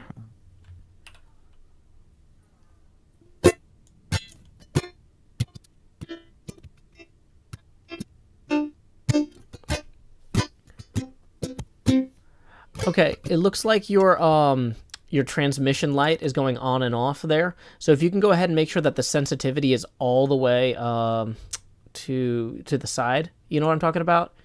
Yep. If you go to, not server settings, but your individual user settings. The voice and video. And then make sure the automatically determined input sensitivity is set to off, and then slide that bar all the way to the left where it says negative 100 decibels, and we should be all set there. Okay. Okay. Go ahead and play a little bit more ukulele for us.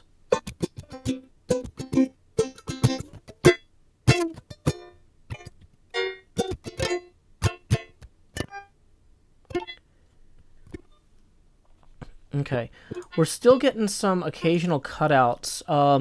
Can you make sure that you've disabled all the advanced noise suppression options as well? Including echo cancellation, noise reduction, automatic gain control, all that.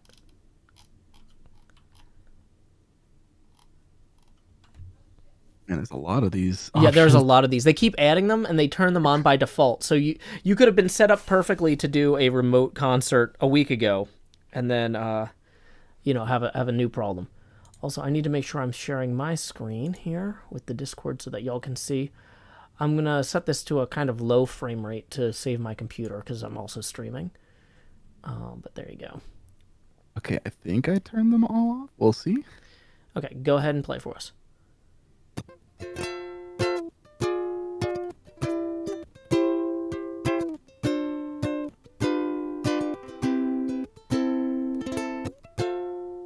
That sounds fantastic. Excellent. Thank you so much, Manta, for getting us that quick audio check before we start in earnest.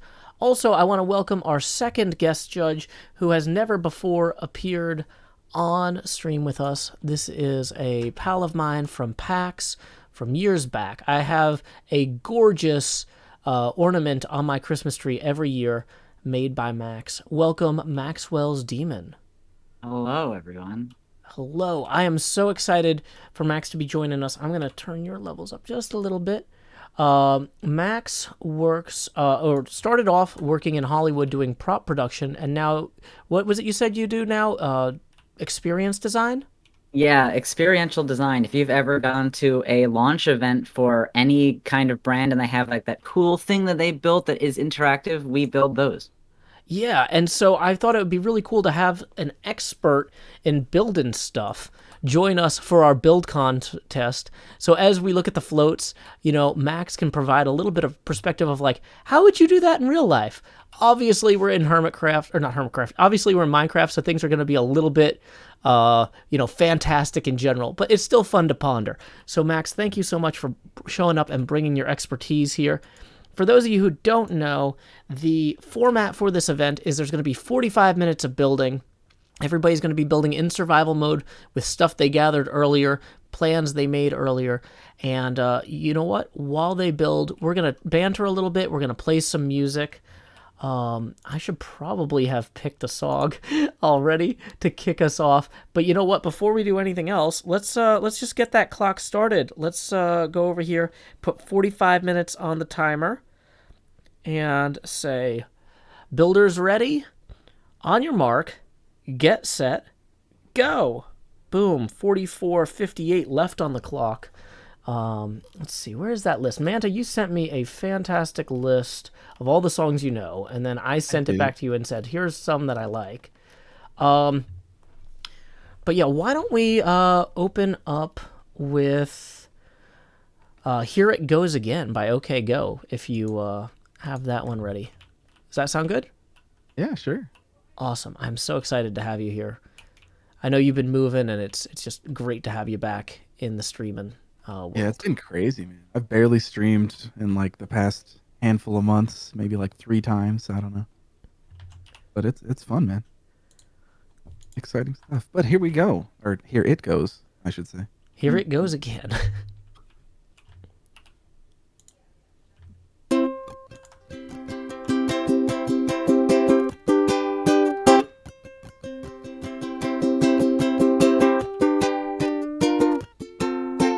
Could be 10, but then again I can't remember. Half an hour since the 3:45. The one that closes second side of Silverosa, and you leave me with my jaw on the floor. Hell, just when you think you're in control, just when you think you got a hold, just when you get on a roll. Oh, here it goes, here it goes, here it goes again. Oh, here it goes again. I should've known, should've known again. But here it goes again. Oh, here it goes again. It's not that easy, something simple, something sleazy, something itching past the edge of absurd. And through the lines of the cheap Venetian blinds, your car is pulling out of the curb. Hey, just when you think you're in control, just when you think you got a hold, just when you get on a roll. Oh, here it goes, here it goes, here it goes again. Oh, here it goes again. I should've known again. But here it goes again. Oh, here it goes. Oh, here it goes. Oh, here it goes again. Oh, here it goes again. Oh, oh. Oh, here it goes. Oh, hey. Oh, here it goes. All right.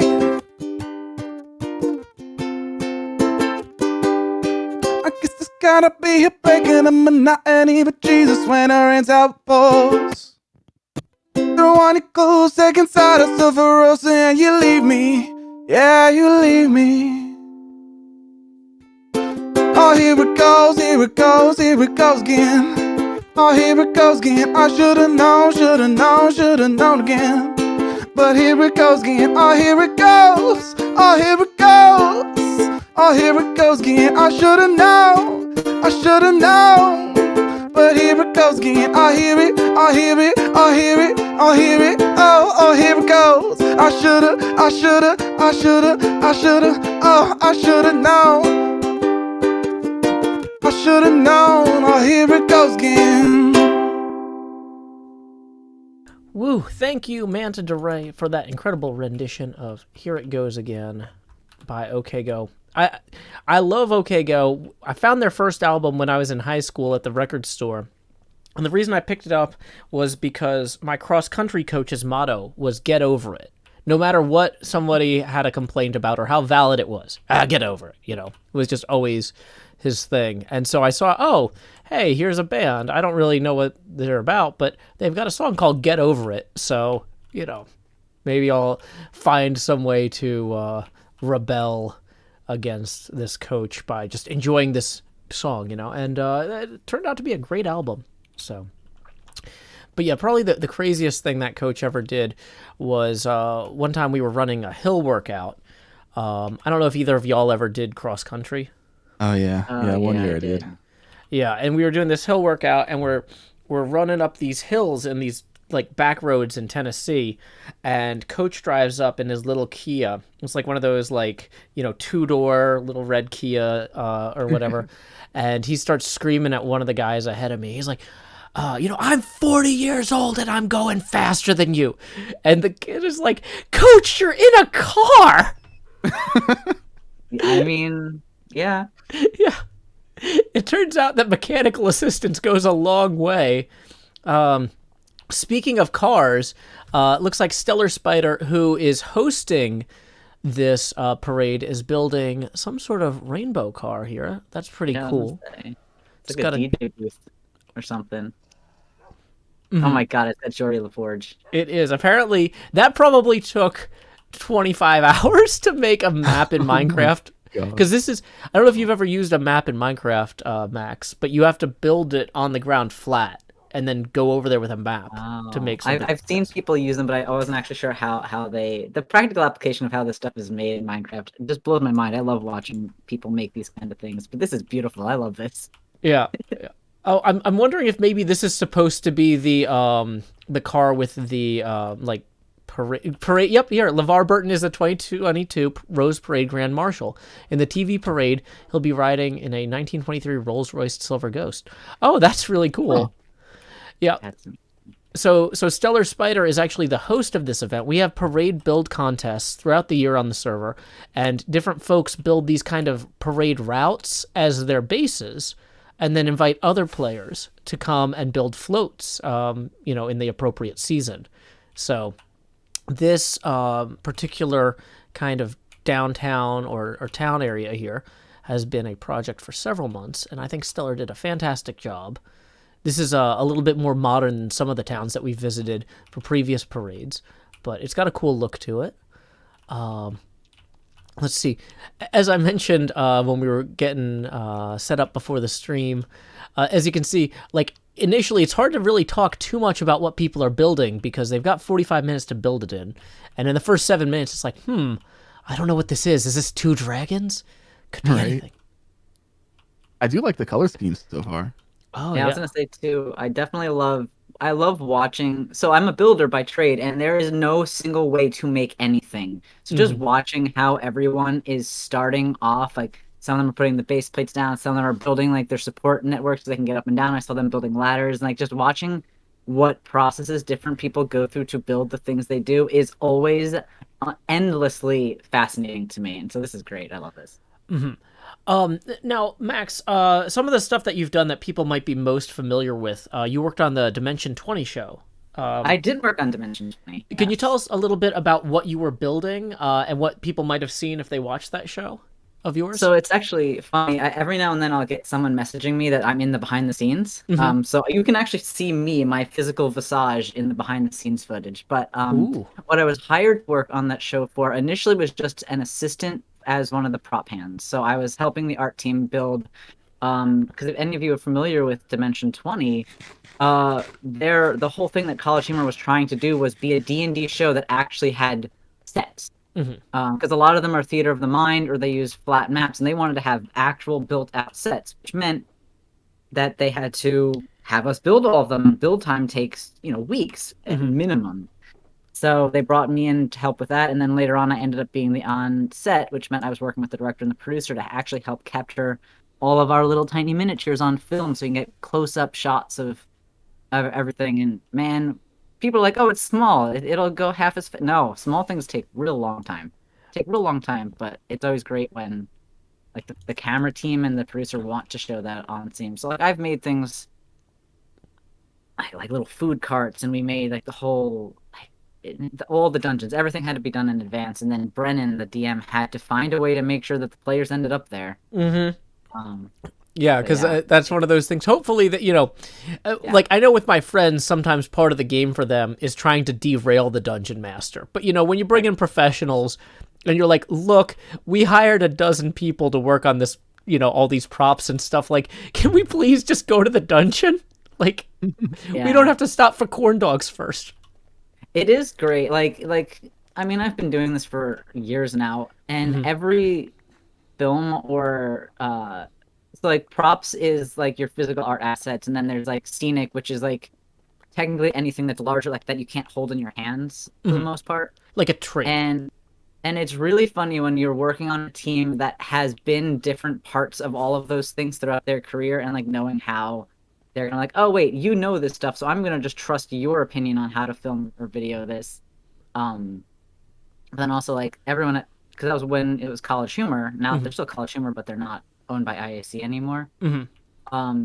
They just know each other so well. It's such a small group that they just trust each other implicitly with their humor, with storytelling, with all that kind of stuff. So like, even when they're giving Brennan a hard time, they all know that they're there to get to wherever it is. And then, I mean, he had to entirely change some of the storylines because they derailed it, but he still got to those battle maps. Well, that's really great, and it's so rewarding to like work with your hands and make things. Like, I mean, I do a lot of work digitally, obviously, but I've been doing crafting streams lately, and it just really reminds me of just the joy of you start with very little, and then at the end you have something. And even when I worked in manufacturing, and there was very little artistic creativity when you were trying to fill like 12 trucks with styrofoam by the end of the night. I worked at a styrofoam manufacturing plant, but like just being able to like look at like all the stuff that didn't exist at the beginning of the night getting loaded up at the end of the night. It's something just great to see something tangible, Yeah. Can you talk about what you've been creating physically lately, or maybe not necessarily like right now, because obviously there's like NDAs and stuff that's not public knowledge, but like a project that you've done recently that's out in the world that people might have seen? Yeah, actually, there are one that just came back, which was like honestly fairly small in terms of like it's very possible people didn't see it. But my company is called VT Pro. It doesn't matter. Yeah. But we work with like Facebook and all these other groups and stuff like that, and they had us do some Facebook things for their small business center. What is going on here? Where they picked a number of small businesses that sold through the small business market, and we made little like a cityscape that we put into a storefront that as people walked by or came by, like different things would move, and it was all from like small. So it was in Seattle and Fort Worth and New York City, and now there's one in Los Angeles. That's just like small businesses that Facebook is promoting through their small business thing, and we built all of them, everything for those guys. Another one that people might have heard of and possibly have gone to is for Stranger Things in New York City and in Los Angeles. We built out, I guess we kind of built out store court malls, but inside those store court malls is different like facades. Like there's an arcade, there's like an upside down, there's a a high school. Like we built out stores to look like scenes from the show that are now pop-up stores that you can actually physically go in and shop. What do they sell? Do they sell like Stranger Things DVDs, or are they like tie-ins?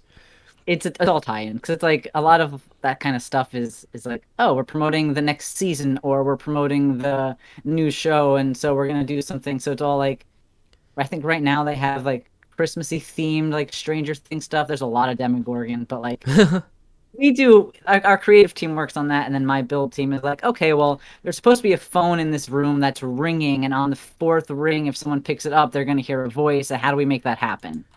So that's one of the gags that's in there, for example. So we do all the prop sourcing, and then we're fabricating. I hire a lot of my old coworkers to work with us now, which is crazy. Well, and that's one of those things too, though, that like as you grow as a professional, you just meet more and more people that you know who to call when you have something cool to do.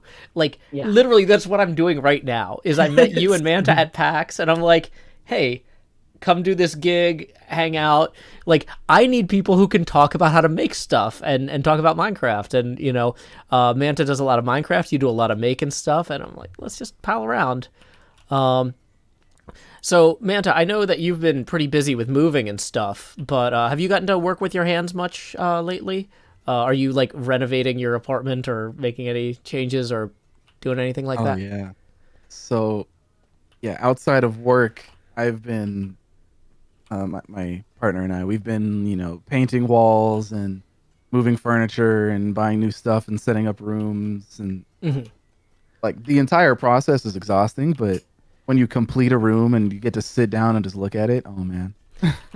So can you tell us about your streaming space there? Because I haven't actually seen your new streaming space, I don't think. Or if I have, it was like a small corner of your stream, on my phone. Yeah.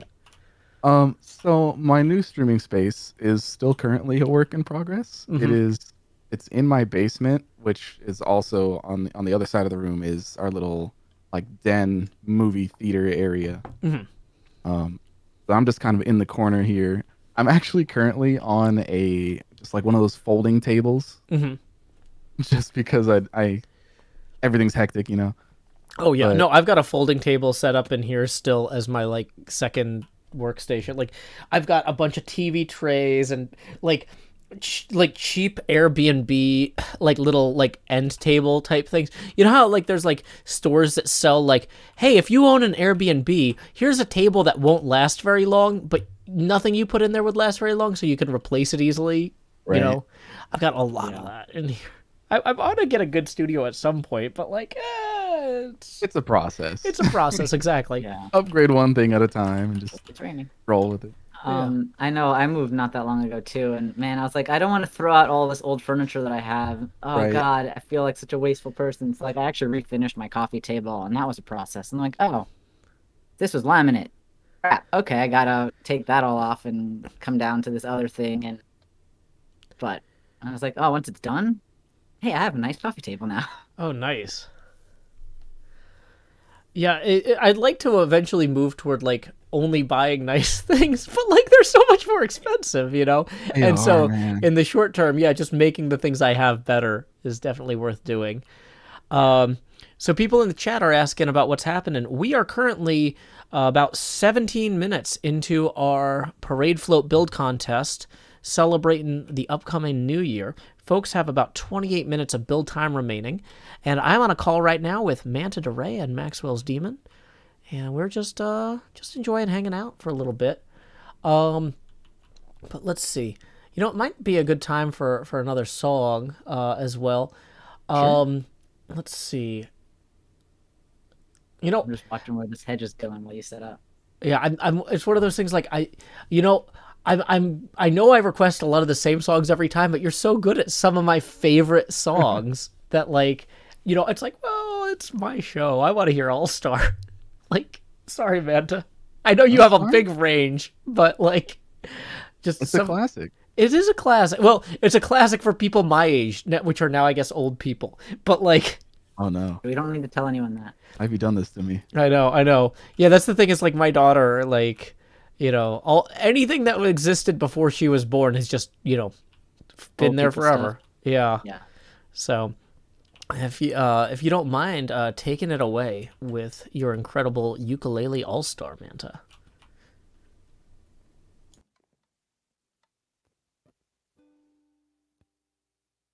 Somebody once told me the world is gonna roll me. I ain't the sharpest tool in a shed.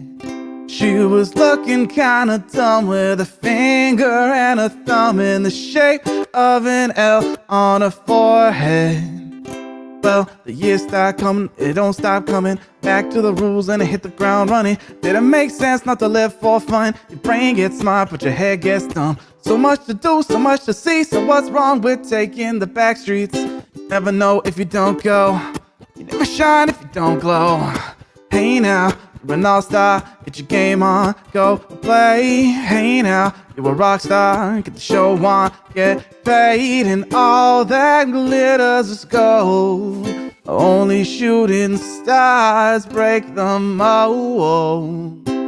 It's a cool place. They say it gets colder. You're bundled up now, wait till you get older. But the media men beg to differ, judging by the hole in the satellite picture. The ice we skate is getting pretty thin. The water's getting warm, so you might as well swim. The world's on fire, how about yours? That's the way I like it and I'll never get bored. Hey now, you're an all-star. Get your game on, go play. Hey now, you're a rock star. Get the show on, get paid. And all that glitters is gold. Only shooting stars break the mold.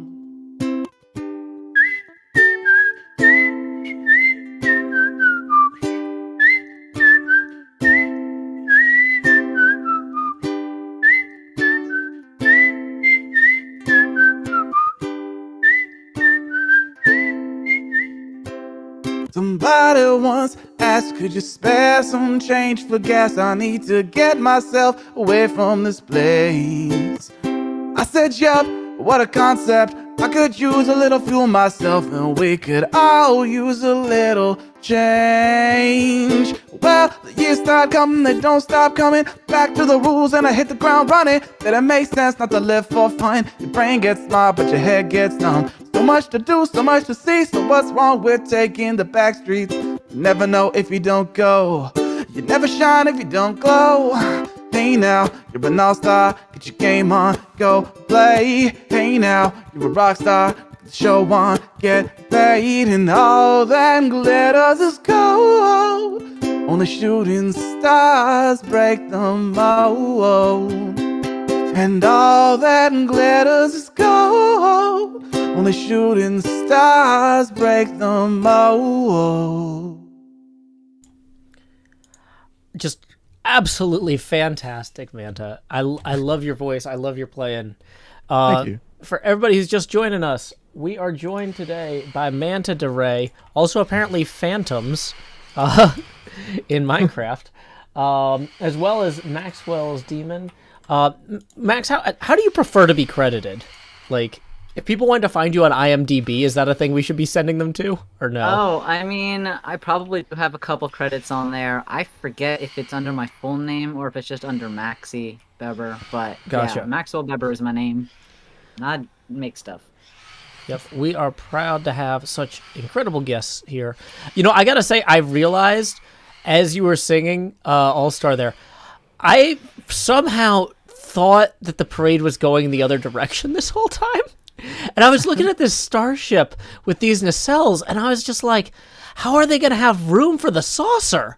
Like, they're going to be right over there where that marching band is.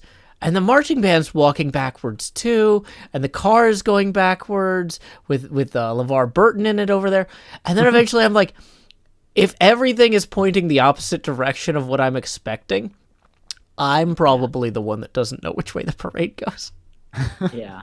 I was gonna say, I definitely caught the nacelles too. I was like, oh, we're going there. All right. I was just like, well, that's a bold choice. But yeah, I'm loving this. Thank you again to Stellar Spider for hosting this. I love these windows on here, the stained glass. I'm not sure what this actual building here is supposed to be in game. Let's see. Oh, it's a candy store. Oh, that's cute. It is adorable. Yeah. I love the amount of effort that goes into these bases. And that's part of the fun of these events is like people get to bring the rest of the server over to their base and show off what they've been working on for a few months. Oh, that's a movie theater. Oh, it's just selling candy because That makes sense. That's great. yeah, okay. So this is a popcorn maker there, I guess. That's cute. We got some soda dispensers and some bottles. Nice. Let's see. Yeah. Mr. Hardluck says, most folks think of Shrek when they hear All-Star, but does anyone else think of Mystery Men? I love Mystery Men. I recommend that movie to everybody who hasn't seen it. But yeah. Let's see. I just think of when the song came out, but I'm old, so you know. Well, it was actually like the music video of the song actually is Mystery Men. Like they have a bunch of footage from the film in it and stuff. Because I think they worked on the song for Mystery Men, but then they didn't have an exclusive contract, so they could just sell it to every other film too, which I mean is a great way to make some cash. But yeah, that's the way to do it for sure. I don't know if we're supposed to talk about the floats and stuff as they're being built, but yeah, we can talk a little bit. Like we'll kind of hold most of that for the end, but yeah, we can definitely talk. It's just been very like I said, I'm watching the way people are building, and like the marching band back there, like watching the way that they were like very carefully constructing them. Like this stuff's great. I love this. Oh yeah, and that's so the marching band and the grand marshal are both were both constructed by Stellar Spider, who's actually hosting this. Since they can't compete as the host, they just get to build other elements for the parade to kind of fill it out between the floats. Yeah. So that's a fun little thing. Just like watching like the very careful selection of where each little piece went and what the faces they all got on them. I don't know if you saw that. They all have like different faces. It's great. Mm-hmm. Yeah, I like how the flautists have little O's because they're blowing into the flutes. The drummers are smiling and stuff there. That's amazing. Yeah, it's adorable. Now, I'm not sure what these instruments are. Are these other... cymbals, maybe? I don't know. Maybe, I don't know. Tuba's back here, I guess. That's my guess as these are the horns. But yeah, they're the pizza deliverers. That's what it is. But I love the capes too. Like it just works. Yeah. Stellar says there's a reason I do everything I do. I'm sure there is. Let's see. Dream, believe. Okay.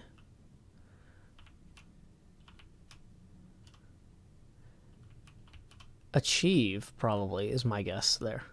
It might just be an advertisement for the new season of Archie though. Is it? Or Riverdale, whatever. Okay. It can be whatever it wants. Alrighty, we got 19 minutes remaining. But yeah. Okay. Very good. We can't see...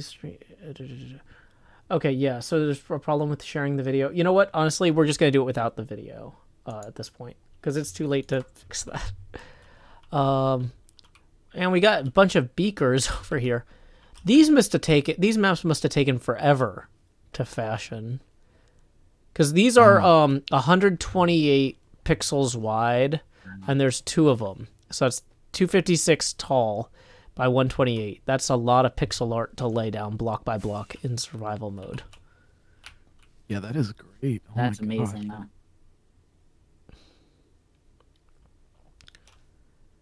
Michael Sock says, is there a reason the time was cut from the usual 1 hour to 45 minutes? I thought it was usually 45 minutes because, I don't know. That's what I thought. If it's usually an hour, then I screwed up because I'm tired. The Halloween parade was 1 hour. Really? Okay. Well, it's too late now. I'm pretty sure that in the thing I posted in advance, like the order of events that I sent the judges and posted publicly, I said it was going to be 45 minutes for this one. That's what I had, but yeah. Yeah. Well, okay. I think the reason, I don't know. I don't know that there was a reason. Because I'm reason making was things up as I keeping- go. Oh, sorry, Yeah, go on. keeping everyone on their toes is what I was going to say. Yeah. It encourages teamwork. People are more likely to do the build contest as a team if they have less time. I don't know. But yeah, build like the wind, writes Yergi. But yeah, I'm just makes me so happy just seeing all these little things come together. Got about 17 minutes Oh, remaining. that's a big one too. Yeah, I mean, people put a lot of effort into these, and so like a real parade, people will kind of build these in garages at their base, and then obviously in Minecraft you can't just roll it out on wheels, but they'll build like test versions of the things and time themselves making them and stuff like that, to make sure that they actually have time to construct them with the materials on site. I was wondering about that because, like, you know, when we build things for like a practical application, it's like there's the R&D phase, and then you got to go into, you know, like, is it even going to work? And then from there, it's like, well, how long is it going to take us to do this? And that's where all the struggle comes from, because a company might want to give you this much money, but then you realize you need to, you know, bring in five more people to do it, and suddenly that's not a lot of money anymore, and you got the same amount of time to do it. Mm-hmm. So like them testing it all out makes absolute sense because, yeah, how would you know? Oh yeah, and like, cause we've done improvisational build contests before with like, hey, there's gonna be a secret theme and stuff like that. But at the end of the day, I found that saying in advance, like, hey, we're gonna do a Christmas parade on December 4th and a New Year's parade on December 27th, and announcing that 3 months in advance, you know, you just get kind of a more competitive field, you know, because people can really kind of figure out what they want to do and collaborate and work together and stuff. So you were talking about like how sometimes you have to bring on like 5 more people or whatever. Yeah. So like, are you an independent contractor, or like the place where you're working now, are you like part of a team, or how does that work, Max? So, in the industry, there's a lot of different ways it can happen. That's why there's so many unions out in California, well, in LA at least. Because, you know, this is besides it, but like a lot of the people that I know who are in unions, it's like you pick the one thing that you're going to build. Okay, so I'm going to be in the prop union as a painter, for instance. And that's, you just are painting for the rest of your career, basically. Unless you are in multiple unions. The place I work is not a union one. We have teams, we have departments. So I'm in the creative technology team. I work full time. I did contract with them first, and we also will pull in contractors regularly. But like I currently now work full time, but I was freelancing in props for I think 4 years before I got this full time gig. And like some of the guys that we have that we pull into work, they might be available to us because they're not on a movie right now or something like that. We are still very much at the whims of media outlets, their delivery times. Like even with like the Stranger Things stuff, like they knew what date they wanted it on Stranger Things Day, so it had to get done at that time regardless of anything else. So pulling in people who are not on other shows and stuff like that is 90% of the job at this point. So I will say I've never heard of Stranger Things Day. Is that like the same day every year, like a fake holiday, or is that like whatever the new season launch date was? I've only watched, full disclosure, I've only watched 1.5 seasons of Stranger Things. And I think this thing, like, the network picked when to do it, and I guess, I don't know if the fans created Stranger Things Day. If someone in your chat might honestly know this better than I do. Or if like there was a joke in the show that became a thing that people do outside. But in either case, whether it was just a fan thing or the network came up with it, it was a day that is now on the calendars as Stranger Things Day, and so they wanted to honor that. Gotcha. It's a violin. Oh, you're right. I was looking at that, and I'm like, that looks so familiar. Yeah. Interesting. And they still got another 13 minutes. Yeah. So. But yeah, I don't know the true origins of Stranger Things Day. I just know that it was a thing, and then now it's up. So it's going to be up for, I don't know, several more weeks. We installed them in... God, when did we install these things? November? And they're going to be up for a little while longer, and I think there's been talks about maybe opening them in different cities and stuff like that. This is the kind of stuff. If you don't get to trial it, oh god. I'm guessing you guys probably at your work have like maybe like I'm imagining some sort of big warehouse type space where you have Yes. some open floor space where they can say, hey, we're going to be putting this in a mall in a 16 by 25 foot space, and you just mark that out with tape and you start putting up walls and kind of just obviously you got to prototype some of it even if you can't prototype all of it. You are absolutely correct, actually. And this is funny. I was going to say this before, too, but like when people were getting ready and staging all of their floats in this game, it's very similar to like what we have to do when we're doing any kind of job. It's like, yeah, you're absolutely correct. Sometimes it's like, okay, well, we have this sized room. We got to make sure that we can get clearances, that there's because like every room has fire escapes that are required. There has to be ADA if there's going to be general population going in there, so you have to make sure you have your proper ramps and clearances. And then, you know, if we're doing audio, you have to make sure that it's not going to reverberate the bolts loose because it's too loud. It's like, yeah, we do all that stuff. We'll frame out flooring like you guys have here. We'll put out all of our gear wherever it needs to be. We'll test it. We have clients do walkthroughs in the building all the time. But yeah, like the building that I work in right now, we actually, I don't know how many square feet it is, but it's a huge warehouse. There's 1, 2, 3, 4 bay doors on the side of it. And then we have an office in there, and then the shop used to be on one side, but now the shop's next door. So we have even more floor space to build stuff out. But yeah, it's a lot of like exactly that. You gotta put everything out, and then when we find out it doesn't work, we have to be like, okay, well, it didn't work, so we need this much more space to do the alternative, and then we try that, and then probably a lot of what these people were doing, testing out their floats, honestly. Like, Now, okay, that's too slow. We're gonna do this. That's too loud. We're gonna do that. now do you personally do just the physical stuff, or do you also do some of the planning and like on paper, or do you guys use CAD software or something like that? Oh, so much CAD software.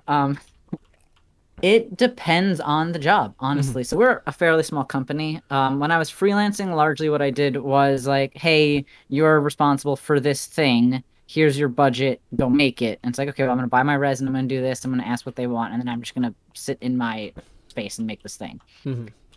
With this, it's like, all right, well, at what stage in the design process is my team coming in? Because that's the thing, is like every big company or whatever, they have like their budget team, then they have their sorry, I'm getting distracted by all those amazing art on that wall. Yeah. No, I was looking at these maps. I'm like, what? This one is one of me. I was showing off like something with my new cell phone, and like, so I was like, I'm gonna take like a dramatically like ponderous photograph, like where it's just like, but like the thing is that like this is literally just me like sarcastically going into the bathroom with the big light, and just being like, oh look, it's got a black and white filter. It's actually a great photo. Yeah, it is. Well, it's a shockingly good camera, apparently. But yeah, amazing. I lost my train of thought because I got distracted by the art. Sorry. No, it's fine. This is great. Yeah. It was something to do. We were talking about what kind of CAD software, maybe, or so depending on the designer. So like there are some jobs that creative tech, we know from the get-go, like this is a technology heavy, so we're going to bring in our department sooner, because my department deals with tech integration, which could be like lights that interact with a person, or it could be like just, you know, motors that move things. It could be anything. But so depending on how heavy the lift is for that kind of stuff, lighting or motion, they'll pull us in, and then we can have some say, like with Stranger Things, like they brought us in for there's this piece of equipment. It's called the rift machine that we had to do some stuff with. And it's like, okay, well, what exists that we can make this out of, like buttons, screens, and then what do we want to make custom because of what it is, and then we go that route. And so like I was working with the creative team on that to like make sure that we can capture what her vision was, and then we can also capture what, you know, actually can physically be made in the real world, which is always the struggle with a lot of this stuff, because like I used to work at a fabrication shop where the guy could do beautiful 3D renderings in, I think he was using Rhino. Like he could do beautiful art.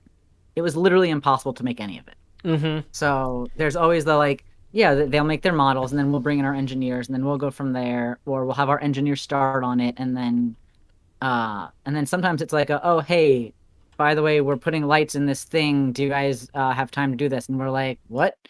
And then usually we can figure it out. But it's like, so sometimes we are not involved in the process at all. We're just putting in lighting that isn't like off the shelf. And then sometimes it's like we are inventing technology to do the thing the customer wants. So it really depends, which is, fun. No, that's fair. Fun when you have a deadline that is not going to change, and you realize that something cannot be made that way, and have to redesign it with no more time. But that's true for props, for scenics, for anything. It's like, oh shoot, this thing's falling apart, or oh, it doesn't get handled. It's getting handled wrong. It's going to break. All right, well, we'll fix that one. We'll fix it in post is always the joke, because there's no post. It's live. Yeah. But or we'll do it live is always a. So here's some, if anyone's enjoying this kind of stuff. If you want any like code words for film and like scenic and set work, living the dream is a trauma word. It is everything's on fire, and I don't know how we're gonna get through this, but we're gonna do it. Yep. Is everything is awesome as well. Living the dream, and like that kind of stuff. It's always, but it does always get done. Well, yeah, and that's I've worked building websites where the design team would come up with ideas where it's like, well, web browsers can't do that, and so it's like, well, what can they do with the amount of time we have to get this out? Yeah, so that's always rough when you're given the task to create something impossible. But speaking of doing it live, we've got about 5.5 minutes left. We should probably try and squeeze some more live music in there before we start our judging. So I was going to say, Manta DeRay, do you mind taking me home country roads? Sure thing.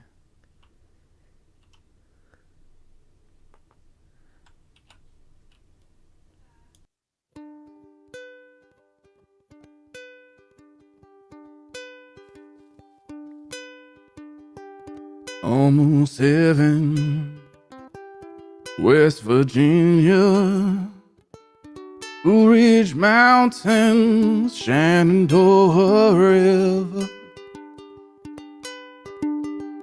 Life is old there, older than the trees, younger than the mountain, blowing like a breeze. Country roads, take me home to the place I belong. West Virginia, mountain mama, take me home. Country road, all my memories gather round us. Miner's lady, stranger to blue water, dark and dusty, painted on the sky. Misty taste of moonshine, a teardrop in my country road. Take me home to the place I belong. West Virginia, mountain mama, take me home. Country road, I hear a voice in the morning, how she calls me. The radio reminds me of my home far away. And driving down the road, get a feeling I should have been home yesterday. Yesterday, country roads, take me home to the place I belong. West Virginia, Mountain mama, take me home. Country roads, country roads, take me home to the place I belong. West Virginia, mountain mama, take me home. Country road, take me home. Country road, take me home. Down those country roads. Ray, our musical guest for the stream. I linked his Twitter earlier, but also, you're still using Twitch, right? Yeah. Yeah, so if you want to check out Manta on Twitch, I'm going to go ahead and post a link to that as well. Do you have a streaming schedule at all these days, Manta? At present, I do not. Work has been pretty crazy, but I'm slowly starting to try to stream a bit more often. No worries, no worries. I know it was a big cross-country move for you, so I'm not going to rush you. But wishing you the best on returning to streaming. Thanks. Yeah. You're very, very good. I had not heard your singing before, and honestly, I'm in love. It was great. Oh, appreciate it. Yeah. So let's see, folks. We got about 50 seconds left before we're going to start the judging. I gave everybody a sign. So once you're done with your build, the only thing that you can do in 37 seconds is go ahead and put a sign in front of your little parade route area that says the name of the team and the name or the names of the participants. Because I am going to need to know. Some of y'all have already done this. Like, look. This one says Meep and Atlanteus. That's exemplary. Meep and Atlanteus are showing everybody else how it's done here. Because when we go through and we look at all these builds, we need to know who made them so that we can give proper credit. This one here says the socks. Oh, so that's Michael and Madeline's socks. They know what's what. We got 3, 2, 1, and time. Oh, yep, that's just my basic iPhone alarm. Yeah, you know, I should have had Manta do some sort of final countdown song or something. But you know, we'll know for next time. Sorry. No, go for it. I'd have to pull it up. I've not performed. Yeah, I didn't ask you to, so no, you're good. You're good. Okay, so everybody, please be sure to post your credit signs. Now, one thing that I've learned after doing several of these is that for it to really look the best, I really want to go down the parade route, starting at the front, because that's how a real parade goes by. You know what I mean? So Makes sense. I don't want to start at the back and be like awkwardly looking at the things backwards. So if we have one representative from each team who can either hop in voice and speak when called on, or present their build via text in-game chat, that would be fantastic. It looks like Northlands, Retrospecs, and Superstone built this first one.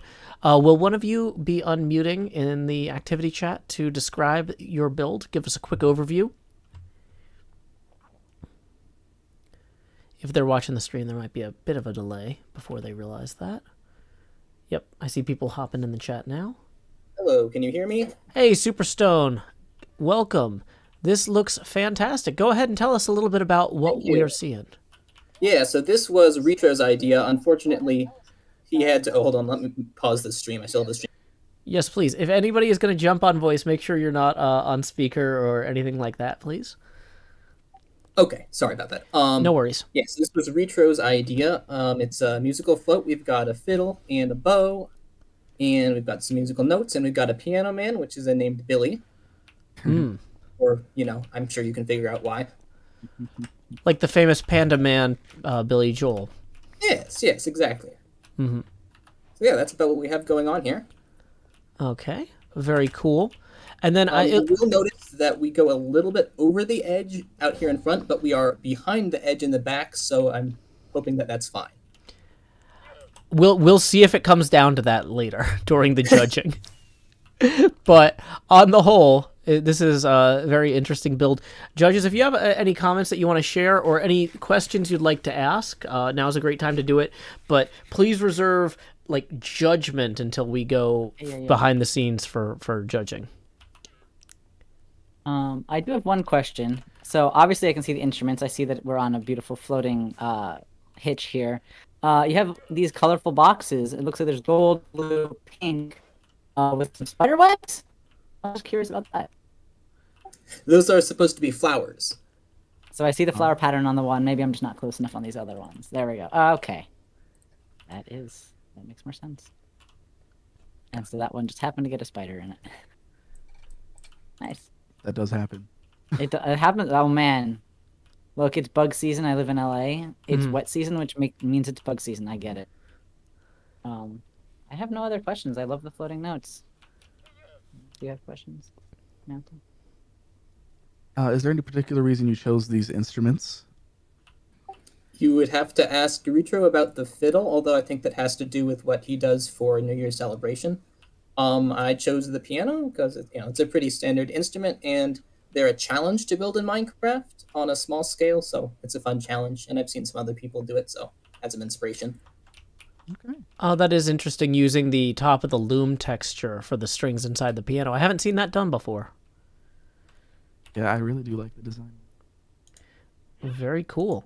Okay, thank you so much, Superstone. You can go ahead and mute, and we're going to move on to the socks. Are either the socks here who want to hop on voice, or are you going to give us descriptions in in-game chat? And they seem to be actually riding inside of the float here. Howdy, Michael and Madeline. Okay, since I don't see them in the Discord chat, we're going to go ahead and it's a bear made of plants. That's it. Let's go ahead and take a look at that bear made of plants. Oh, I see it. I do like the simplicity in the description. Yeah. It doesn't need a lot. I will say one thing about the last description is I've been saying retro instead of retro this entire time because phonetically that's just what I thought that person's name was, but apparently I've been wrong for a year. So good job me on that. Sorry, retro. Okay. But yeah, this is a very excellent bear. It feels very Rose Parade. Let's see. Yeah. This... Oh, go on. No, I was gonna say, like, yeah, I mean, fitting the theme of a flower-based parade float. That is, that's the flower-based parade float. Absolutely. Yep. Now, I did want to spotlight, though this is not part of the judging, that we've got a LeVar Burton as the parade grand marshal that Stellar Spider built here. Stellar is the host of this event. In their base known as Sunflower. So thank you again to Stellar. And Stellar credits Melora for making the LeVar Burton map. So yeah, that is I don't have the patience to do these high end pixel maps. But speaking of which, we seem to have several of those over here from Meep and Atlanteus. Will one of you be joining us in voice chat or describing the build in text? Hi, Joe. This is Meep. Hi, Meep. Go ahead and walk us through what we're looking at here. Okay, so if anyone who knows me knows that I love Greco-Roman mythology, so I decided to base my float off of the story of Narcissus. Mm-hmm. In this scenario, I am Hades, Atlantis is Persephone, and we were so impressed by the punishment that Nemesis came up with that we decided to just drag Narcissus down to the underworld right from where his punishment was in the world above. You can see the dogs are named after the actual dogs of Hades, and the horses are named after Hades' actual horses. And you might find this personally interesting. I had two choices of maps. Melora made this Beaker one, and there is a Joe Hills map. if you had decided to keep that enchanted golden apple, all these would be Joe Hill's posters. Oh, if I was the fairest of them all. Yes. Very interesting. So we've got a horse here named Orpheus, Alaster, Nyctius, and Athen. I'm probably mispronouncing all those. I'm not Greek, but yeah, neither am I. yeah, I saw that one of the dogs was named Fluffy, which I'm pretty sure was not in the original tale. But Cerberus looks right. One of the translations of Cerberus's name. Oh, really? Interesting. Yeah. Amazing. And so is Spotted. And then I, of course, went for the classic Cerberus for one of them.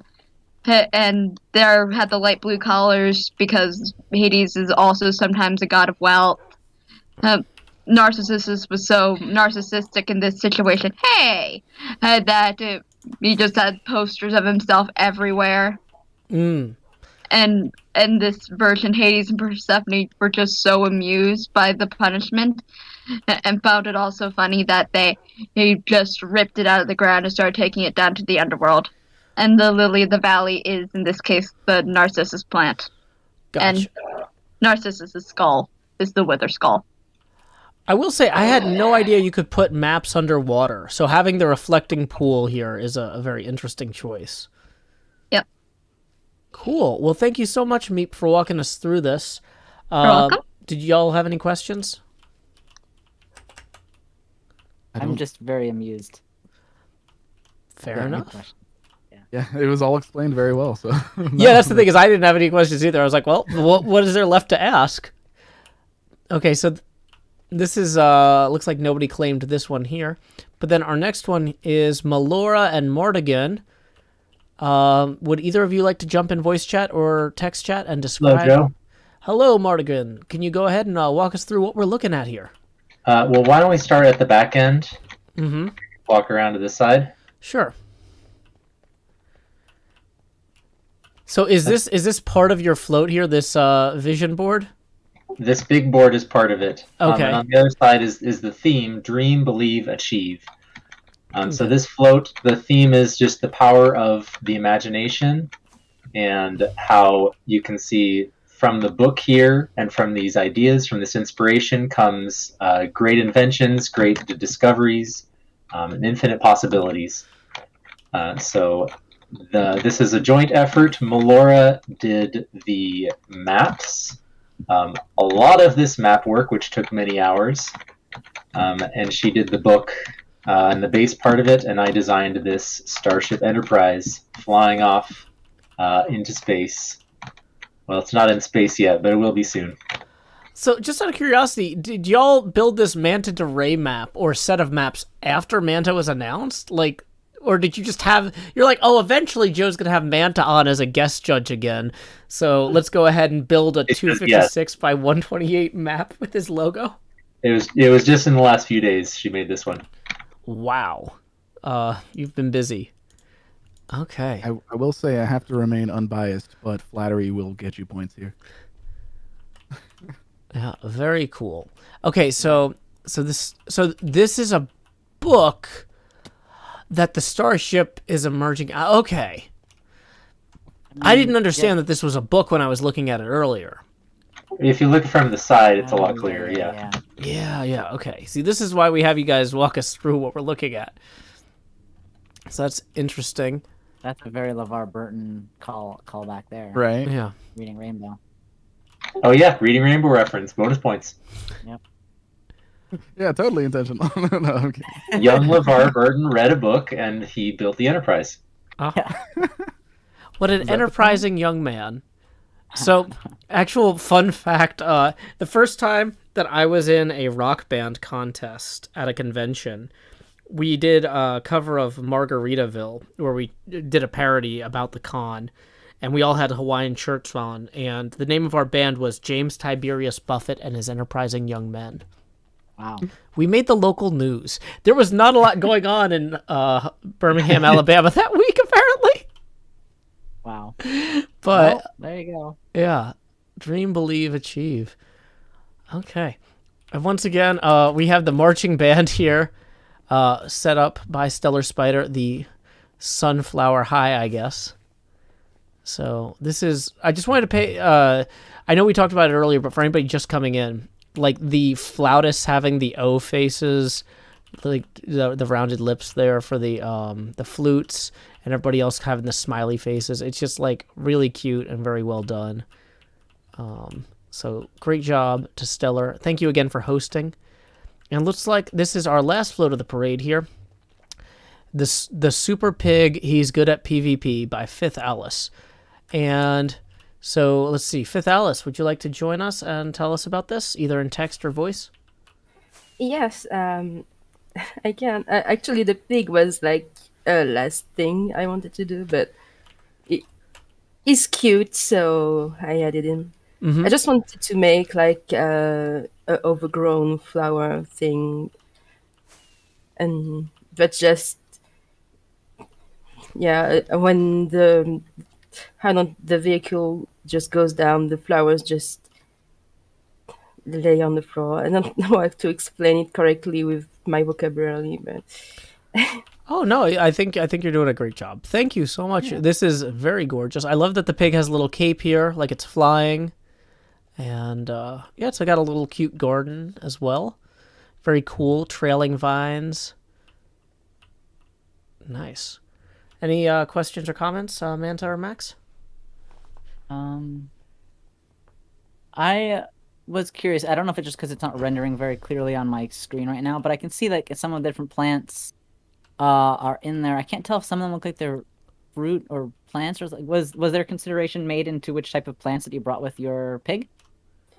Oh yes, for structure it was the sugar cane to make like a kind of vertical plant, but the beetroot and the carrots are just for brightness and colorful thing to add. Oh, it was a good call. Excellent. Well, thank you, Fifth Alice.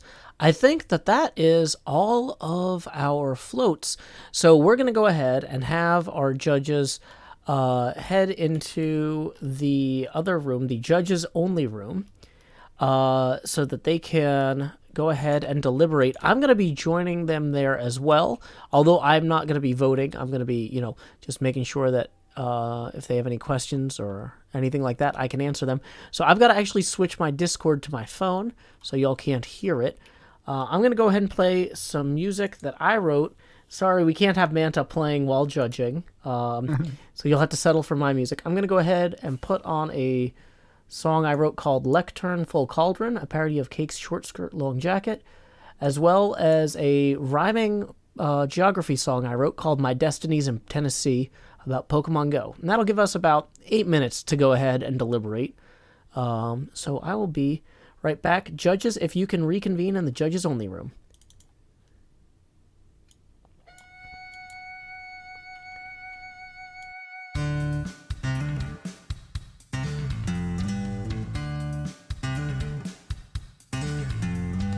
I want a girl who will mine for her diamonds. I want a girl who can sort a chest.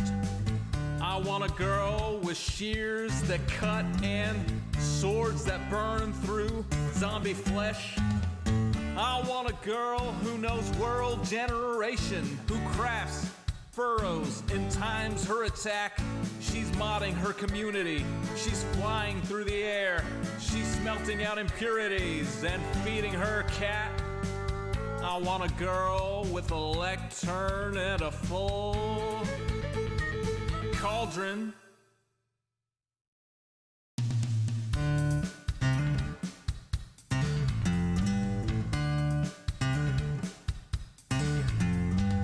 I want a girl who logs in early. I want a girl who plays till late. I want a girl with unobstructed creativity who uses a tripwire to ruin your day. With shulker boxes organized and lustrous in a tone that will torch you like desert grass. Who crafts furrows and times her attack. She's smelting out impurities and feeding her cat. I want a girl with a lectern and a full cauldron.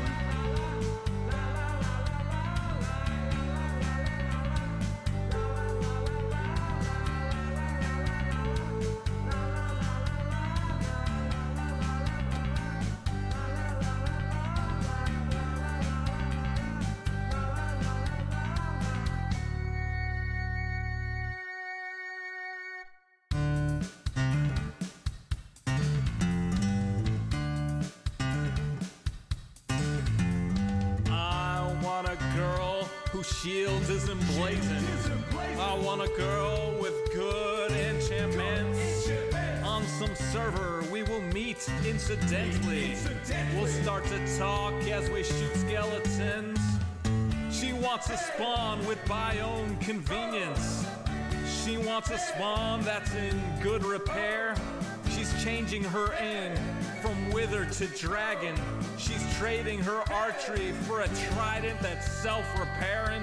I want a girl with a lectern and a full cauldron.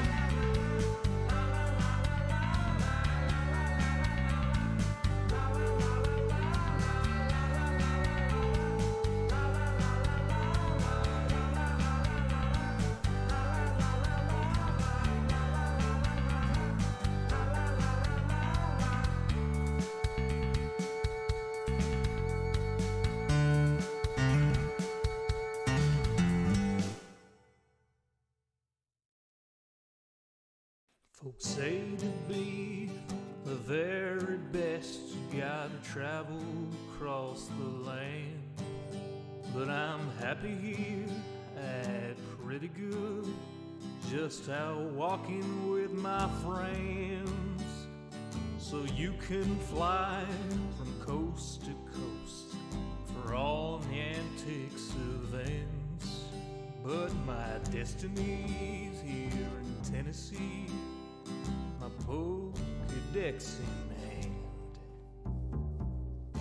You run your laps chasing lickitung in Providence, and you arc your throws for Electabuzz in St. Louis.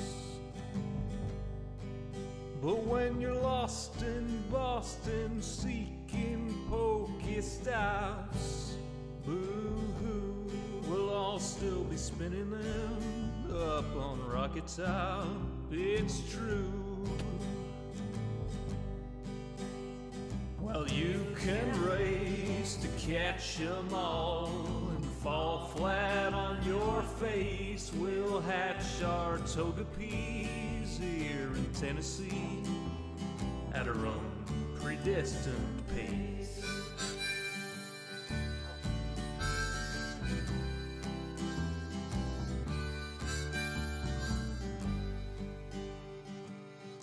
We don't need Tanglers from Los Angeles. If you're there chasing Charizard, you're making your life way too hard. Clutching garlic, pounding pavement down Ventura Boulevard. We don't need Nidoqueens from down New Orleans. I hate to rain on solo you, but parades need a willing crew. All those squirtles on St. Charles saw you wandering and withdrew. Well, you can race to catch 'em all and fall flat on your face. We'll hatch our Togepi's here in Tennessee at our own predestined pace.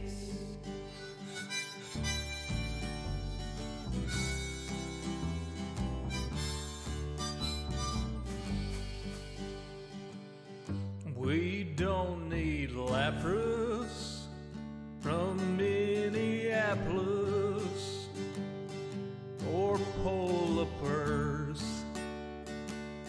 from Mississippers.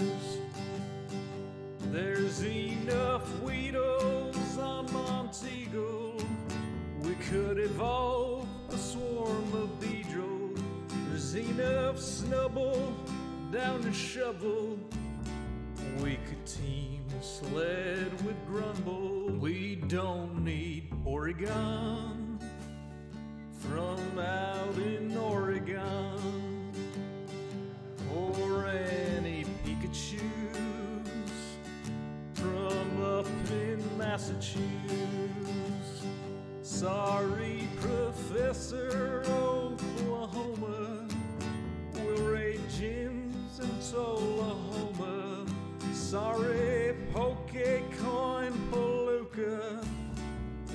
on hikes in Chattanooga. Well, you can race to catch 'em all and fall flat on your face. We'll hatch our toga peas here in Tennessee at our own predestined pace.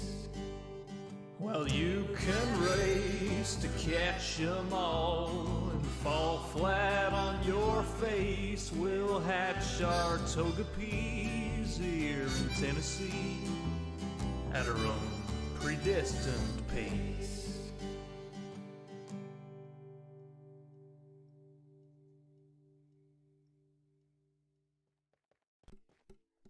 Deep down inside the ceiling, close to mountain kings. Just like 1984 without the telescreens. Big brother watched a builder with a silky voice, who played on Hermitcraft names who would be void, who never ever learned to show his face so well, but he could play guitar just like a brilliant whale. Go, go, go, Suma, go, go, go, Suma, go, go, go to your grave, go, go, Suma, go, go. Suma be void.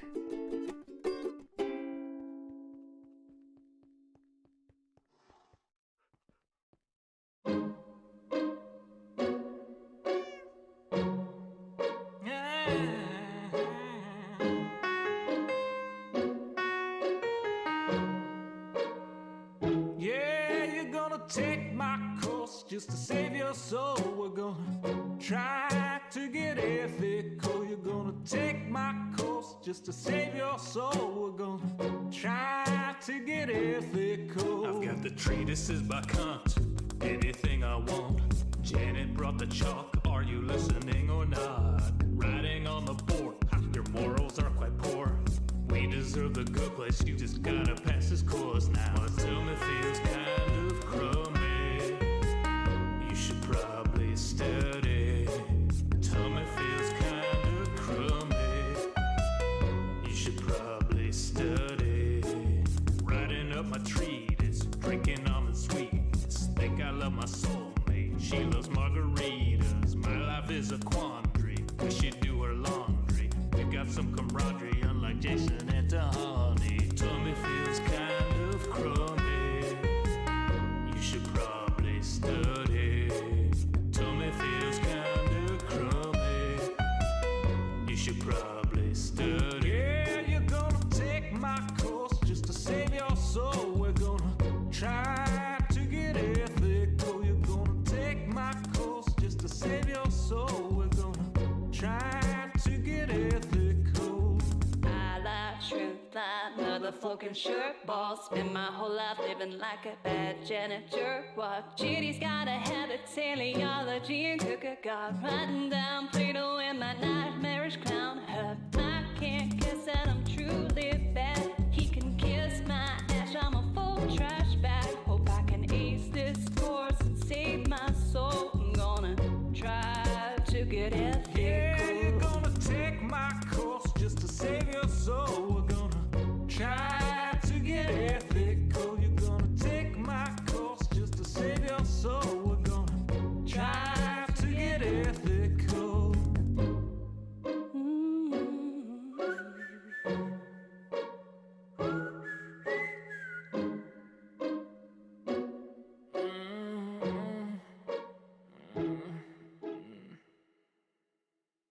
Bulus.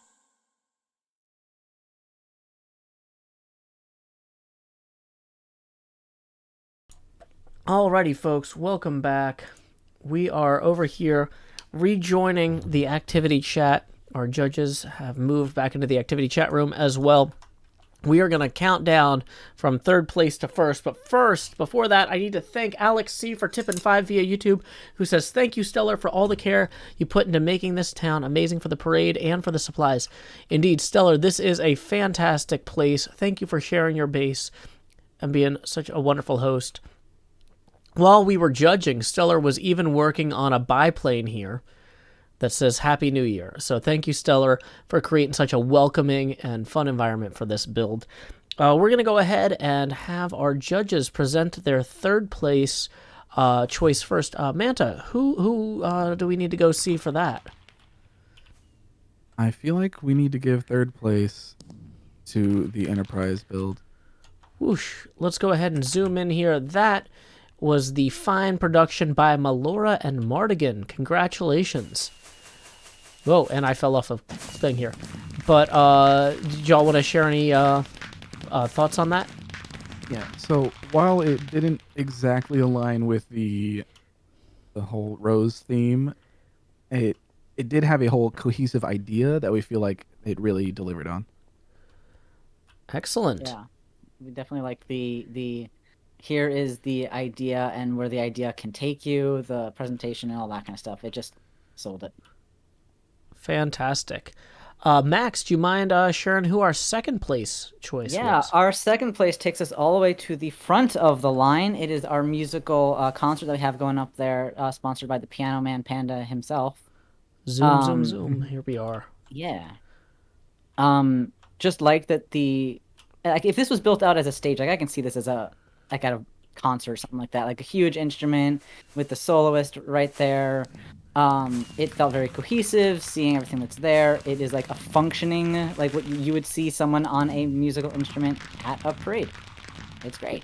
So congratulations to second place for Northland, Retrospecs, and Superstone. Oh, I realize I usually give out, like, netherite or whatever. So, sorry about that. I forgot to do that in our last.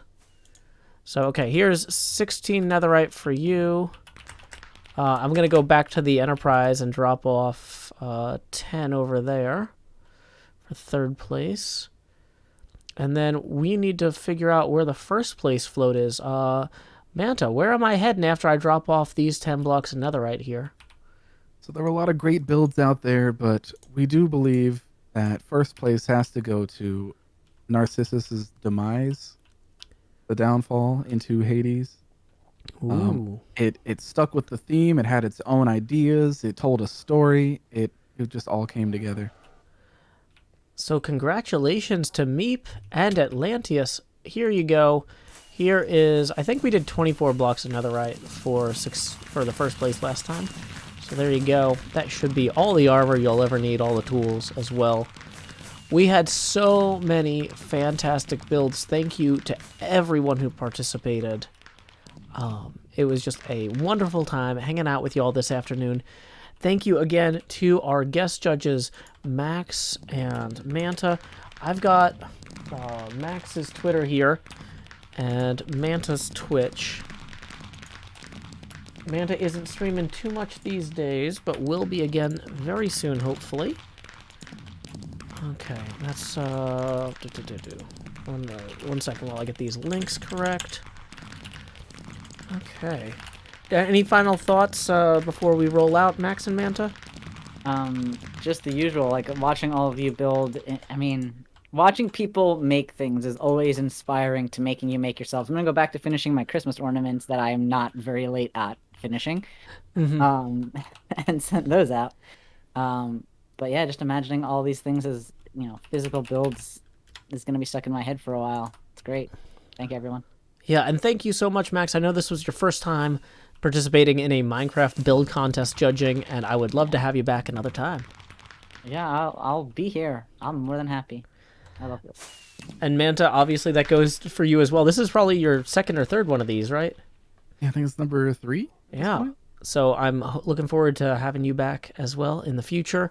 For our next build contest, I can already announce our musical guest judge is going to be my brother Sean Hills. He's going to be joining me in studio for our Groundhog Day parade toward the end of January. More details on that to come, Patreon people.